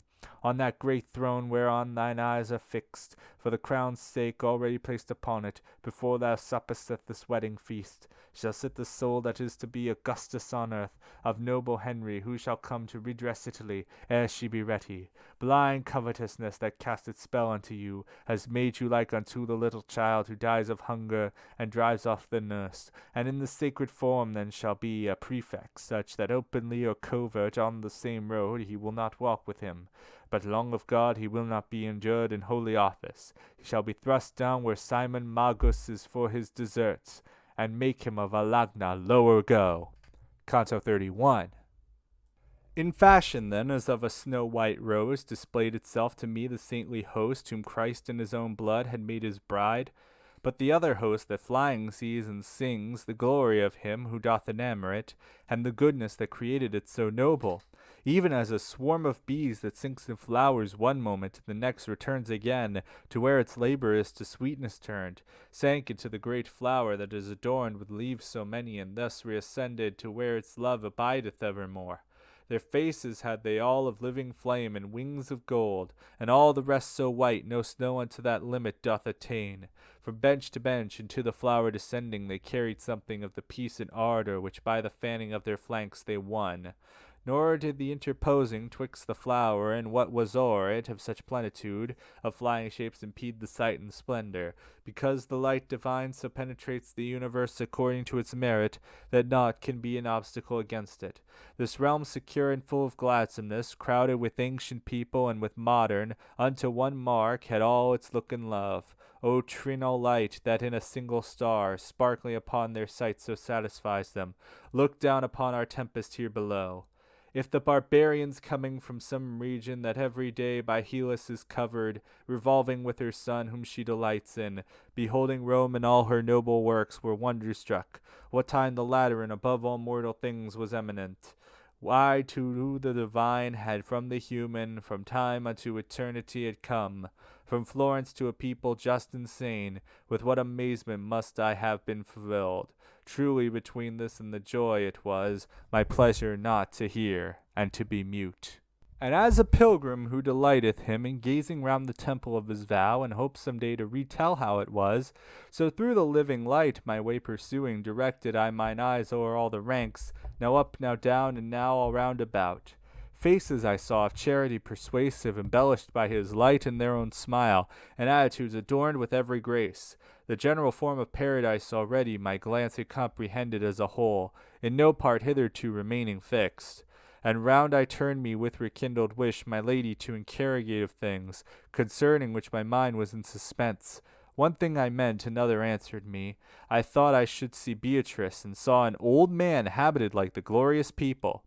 O'erflowing was he in his eyes and cheeks with joy benign, an attitude of pity, as to a tender father is becoming, and she! Where is she? Instantly I said, whence he, to put an end to thy desire, me Beatrice hath sent from mine own place. And if thou lookest up to the third round of the first rank again, shalt thou behold her upon the throne her merits have assigned her. Without reply I lifted up mine eyes, and saw her, as she made herself a crown, reflecting from herself the eternal rays. Not from that region which the highest thunders is any mortal eye so far removed. In whatsoever sea it deepest sinks, as there from Beatrice my sight, but this was nothing unto me, because her image descended not to me by medium blurred. O Lady, thou in whom my hope is strong, and who for my salvation didst endure in hell, to leave the imprint of thy feet, of whatsoever things I have beheld, as coming from thy power and from thy goodness, I recognize the virtue and the grace. Thou from a slave hast brought me unto freedom by all those ways, by all the expedients, whereby thou hadst the power of doing it. Preserve towards me thy magnificence, so that the soul of mine, which thou hast healed, pleasing to thee, be loosened from the body. Thus I implored, and she so far away smiled, as it seemed, and looked once more at me. Then unto the eternal fountain turned. And said the old man holy, that thou mayest accomplish perfectly thy journeying whereunto prayer and holy love have sent me, fly with thine eyes all round about this garden, for seeing it will discipline thy sight farther to mount along the ray divine. And she, the Queen of Heaven, for whom I burn wholly with love, will grant us every grace, because that I her faithful Bernard am. As he who peradventure from Croatia cometh to gaze at our Veronica, who through its ancient fame is never sated, but says in thought the while it is displayed, My Lord Jesus Christ, God of very God, now was your semblance made like unto this. Even such was I while gazing at the living charity of the man, who in this world by contemplation tasted of that peace. Thou son of grace, this jocund life, began he, will not be known to thee by keeping ever thine eyes below here on the lowest place, but mark the circles to the most remote, until thou shalt behold enthroned the Queen to whom this realm is subject and devoted. I lifted up mine eyes, and as at morn, the oriental part of the horizon surpasses that wherein the sun goes down. As if going with mine eyes from vale to mount, I saw apart in the remoteness surpass in splendor all the other front. And even as there where we await the pole that Phaeton drove badly blazes more, the light in his on other side diminished, so likewise that Pacific oriflamme gleamed brightest in the center, and each side in equal measure did the flame abate. And at that center, with their wings expanded, more than 1,000 jubilant angels saw I, each differing in effulgence and in kind. I saw there at their sports and at their songs a beauty smiling, which the gladness was within the eyes of all the other saints. And if I had in speaking as much wealth as in imagining, I should not dare to attempt the smallest part of its delight. Bernard, as soon as he beheld mine eyes, fixed and intent upon its fervent fervor, his own with such affection turned to her, that it made mine more ardent to behold. Canto XXXII. Absorbed in his delight, that contemplator assumed the willing office of a teacher, and gave the beginning to these holy words. The wound that Mary closed up and anointed, she at her feet who is so beautiful, she is the one who opened it and pierced it. Within that order which the third seats make is seated Rachel, lower than the other, with Beatrice in manner as thou seest, Sarah, Rebecca, Judith, and her who was ancestress of the singer for Dole of the misdeed said, Miserere mei, canst thou behold from seat to seat descending down in gradation, as with each one's name, I through the rows go down from leaf to leaf. Downward from the 7th row, even as above the same, succeeded the Hebrew women, dividing all the tresses of the flower, because according to the view which faith in Christ had taken, these are the partition by which the sacred stairways are divided. Upon this side, where perfect is the flower with each one of its petals, seated are those who believed in Christ who was to come. Upon the other side, where intersected with vacant spaces are the semicircles, are those who look to Christ already come. And as upon this side the glorious seat of the Lady of Heaven, and the other seats below it such a great division make, so opposite doth that of the great John, who ever holy desert and martyrdom endured, and afterwards 2 years in hell, and under him thus to divide were chosen Francis and Benedict and Augustine, and down to us the rest from round to round. Behold now the high providence divine, for one and other aspect of the faith, in equal measure shall this garden fill, and know that downward from that rank which cleaves midway the sequence of the two divisions, not by their proper merit are they seated, but by another's under fixed conditions, for these their spirits one and all assoiled, before they any true election had. Or canst thou recognize it in their faces, and also in their voices puerile? If thou regard them well, and hearken to them. Now doubtest thou, and doubting thou art silent. But I will loosen for thee strong bond in which thy subtle fancies hold thee fast. Within the amplitude of this domain no casual point can possibly find place, nor more than sadness can, or thirst or hunger, for by eternal law has been established, whatever thou beholdest, so that closely the ring is fitted to the finger here. And therefore are these people, fascinate unto true life, not sine causa here, more and less excellent among themselves. The king, by means of whom this realm reposes in so great love and in so great delight, that no will ventureth to ask for more, in his own joyous aspect every mind, creating his pleasure dowers with grace diversely, and let here the effect suffice. And this is clearly and expressly noted for you in Holy Scripture, and those twins who with their mother had their anger roused according to the color of the hair. Therefore with such a grace the light supreme consenteth that they worthily be crowned. Without then any merit of their deeds, stationed are they in different gradations, differing only in their first acuteness. 'Tis true that in the early centuries, with innocence to work out their salvation, sufficient was the faith of parents only. After the early ages were completed, behoved it that the males by circumcision unto the innocent wings should virtue add. But after that the time of grace had come without the baptism absolute of Christ, such innocence below there was retained. Look now into the face that unto Christ hath most resemblance, for its brightness only is able to prepare thee to see in Christ. On her did I behold so great a gladness, rained down, borne onward in the holy minds, created through that attitude to fly. Now whatsoever I had seen before did not suspend me such admiration, or show me such similitude of God. And the same love that first descended there, Ave Maria, gratia plena, singing in front of her, his wings expanded wide, unto the canticle divine responded. From every part the court beatified, so that each sight became serener for it.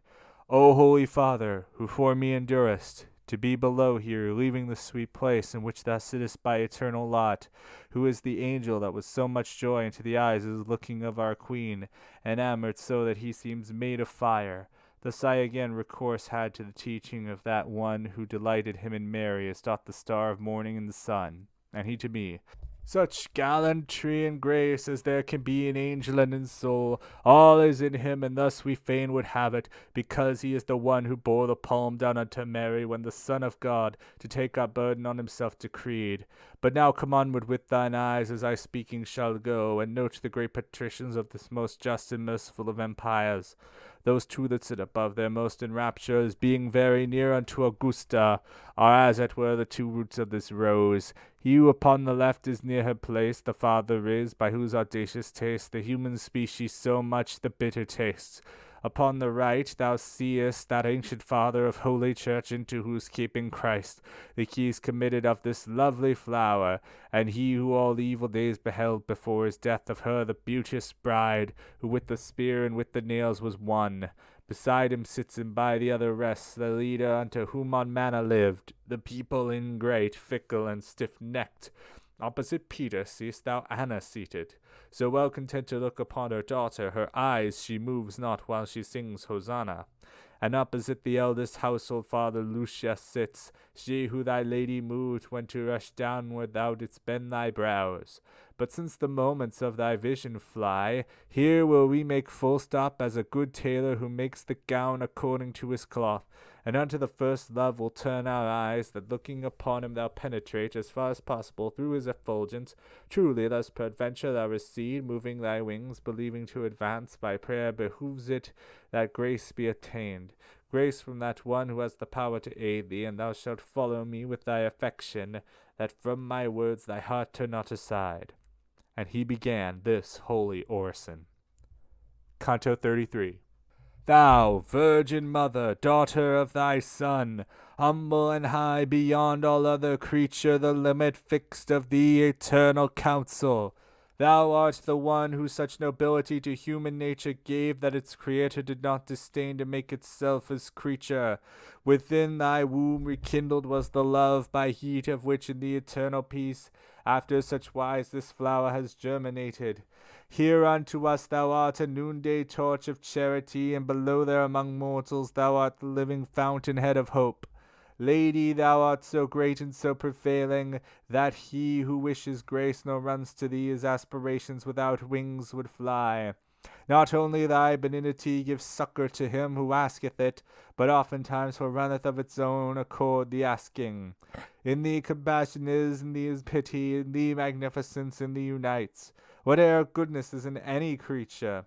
Now doth this man, who from the lowest depth of the universe, as far as he has seen, one after one the spiritual lives, supplicate thee through grace for so much power that with his eyes he may uplift himself higher than towards the uttermost salvation. And I, who never burn for my own seeing more than I do for his, all my prayers proffer to thee, and pray they come not short, that thou wouldst scatter from him every cloud of his mortality, so with thy prayers that the chief pleasure be to him displayed. Still farther do I pray thee, Queen, who canst whate'er thou wilt, that sound thou mayst preserve. After such great a vision his affectations, let thy protection conquer human movements. See Beatrice and all the blessed ones, my prayers to second clasp their hands to thee. The eyes beloved and revered of God, fastened upon the speaker, showed to us how grateful unto her our prayers devout. Then unto the eternal light they turned, on which it is not credible could be by any creature bent an eye so clear. And I, who to the end of all desires was now approaching, even as I ought, the ardor of desire within me ended. Bernard was beckoning unto me and smiling that I should upward look, but I already was of my own accord such as he wished, because my sight, becoming purified, was entering more and more into the ray of the high light which of itself is true. From that time forward what I saw was greater than our discourse, that to such vision yields and yields the memory unto such excess. Even as he who seeth in a dream, and after dreaming the imprinted passion remains, and to his mind the rest returns not. Even such am I, for almost utterly ceases my vision, and distilleth yet within my heart the sweetness born of it. Even thus the snow is in the sun unsealed, even thus upon the wind the light leaves where the soothsaying of the Sibyl lost. O light supreme, that dost so far uplift thee from the conceits of mortals to my mind, of what thou didst appear relend a little, and make my tongue of so great puissance, that but a single sparkle of thy glory it may bequeath unto the future people. For by returning to my memory somewhat, and by a little sounding in these verses, more of thy victory shall be conceived. I think the keenness of the living ray which I endured would have bewildered me, if but mine eyes had been averted from it. And I remember that I was more bold on this account to bear, so that I joined my aspect with the glory infinite. O grace abundant, by which I presume to fix my sight upon the light eternal, so that the seeing I consume therein, I saw that in its depth far down is lying, bound up with love together in one volume, what through the universe in leaves is scattered, substance and accident in their operations, all infused together in such wise that what I speak of is one simple light. The universal fashion of this knot, methinks I saw, since more abundantly in saying this I feel that I rejoice. One moment is more lethargy to me than 25 centuries to the enterprise that startled Neptune with the shade of Argo. My mind in this wise wholly in suspense, steadfast, immovable, attentive gazed, and evermore with gazing grew enkindled. In presence of that light, when such becomes, that to withdraw therefrom for other prospect is impossible, he ere consent, because the good, which object is of will, is gathered all in this and out of it, that is defective which is perfect there. Shorter henceforth will my language fall of what I yet remember than an infant's, who still his tongue doth moisten at the breast, not because more than one unmingled semblance was in the living light on which I looked, for it is always what I was before, but through the sight that fortified itself in me by looking, one appearance only to me was ever changing as I changed. Within the deep and luminous subsistence of the high light appeared to me 3 circles of threefold color and of one dimension, and by the second seemed as the first reflected as iris is by iris, and the third seemed fire that is equally from both is breathed. Oh, how all speech is feeble and falls short of my conceit, and this to what I saw is such 'tis not enough to call it little. O light eterne, soul in thyself that dwellest, soul knowest thyself, and known unto thyself, and knowing lovest and smiles on thyself.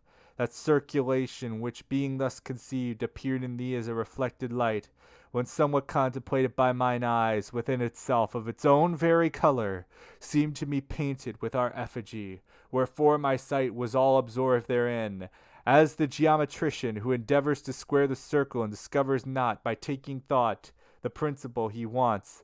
Even such was I at that new apparition. I wished to see how the image to the circle conformed itself, and how there finds place, but not my own wings were not enough for this. Had it not been that then my mind there smote a flash of lightning, wherein came its wish. Here vigor failed the lofty fantasy, but now was turning my desire and will, even as a wheel that equally is moved, the love which moves the sun and the other stars. End of Paradiso and end of Divine Comedy. Appendix. 6 Sonnets on Dante's Divine Comedy by Henry Wadsworth Longfellow. 1. Oft have I seen at some cathedral door a laborer pausing in the dust and heat, lay down his burden and with reverent feet enter and cross himself, and on the floor kneel to repeat his paternoster. Far off the noises of the world retreat, the loud vociferations of the street become an undistinguishable roar. So as I enter here from day to day, and leave my burden at this minster gate, kneeling in prayer and not ashamed to pray, the tumult of the time disconsolate, to inarticulate murmurs dies away, while the eternal ages watch and wait. 2. How strange the sculptures that adorn these towers, this crowd of statues in whose folded sleeves birds build their nests while canopied with leaves, parvis and portal bloom like trellised bowers, and the vast minster seems a cross of flowers, but fiends and dragons on the gargoyled eaves watch the dead Christ between the living thieves, and underneath the traitor Jewess lowers. Ah, from what agonies of heart and brain, what exultations trampling on despair, what tenderness, what tears, what hate of wrong, what passionate outcry of a soul in pain, uprose this poem of the earth and air, this medieval miracle of song. 3. I enter, and I see thee in the gloom of the long aisles, O poet saturnine, and strive to make my steps keep pace with thine. The air is filled with some unknown perfume, the congregation of the dead make room. For thee to pass the votive tapers shine, like rooks that haunt Ravenna's groves of pine. The hovering echoes fly from tomb to tomb, from the confessionals I hear arise, rehearsals of forgotten tragedies, and lamentations from the crypts below, and then the voice celestial that begins with the pathetic words, although your sins as scarlet be, and ends with, as the snow. 4. With snow-white veil and garments as of flame she stands before thee, who so long ago filled thy young heart with passion and the woe, from which thy song in all its splendors came, and while with stern rebuke she speaks thy name, the ice about thy heart melts as the snow on mountain heights, and in swift overflow comes gushing from thy lips in sobs of shame. Thou makest full confession, and a gleam of the dawn on some dark forest cast seems on thy lifted forehead to increase Lethe and Eunoe, the remembered dream and the forgotten sorrow, bring at last that perfect pardon, which is perfect peace. 5. I lift mine eyes, and all the windows blaze with forms of saints and holy men who died, here martyred and hereafter glorified, and the great rose upon its leaves displays Christ's triumph, and the angelic roundelays, with splendor upon splendor multiplied. And Beatrice again at Dante's side, no more rebukes, but smiles her words of praise, And then the organ sounds and unseen choirs sing the old Latin hymns of peace and love, and benedictions of the Holy Ghost. And the melodious bells among the spires o'er all the housetops and through the heaven above proclaim the elevation of the host. 6. O star of morning and of liberty, O bringer of the light whose splendor shines above the darkness of the Apennines, forerunner of the day that is to be, the voices of the city and the sea, the voices of the mountains and the pines repeat thy song, till the familiar lines are footpaths for the thought of Italy. Thy fame is blown abroad from all the heights through all the nations, and a sound is heard, as of a mighty wind, and men devout, strangers of Rome and the new proselytes, in their own language hear thy wondrous words, and many are amazed and many doubt. End of the Divine Comedy Project. Thank you for listening.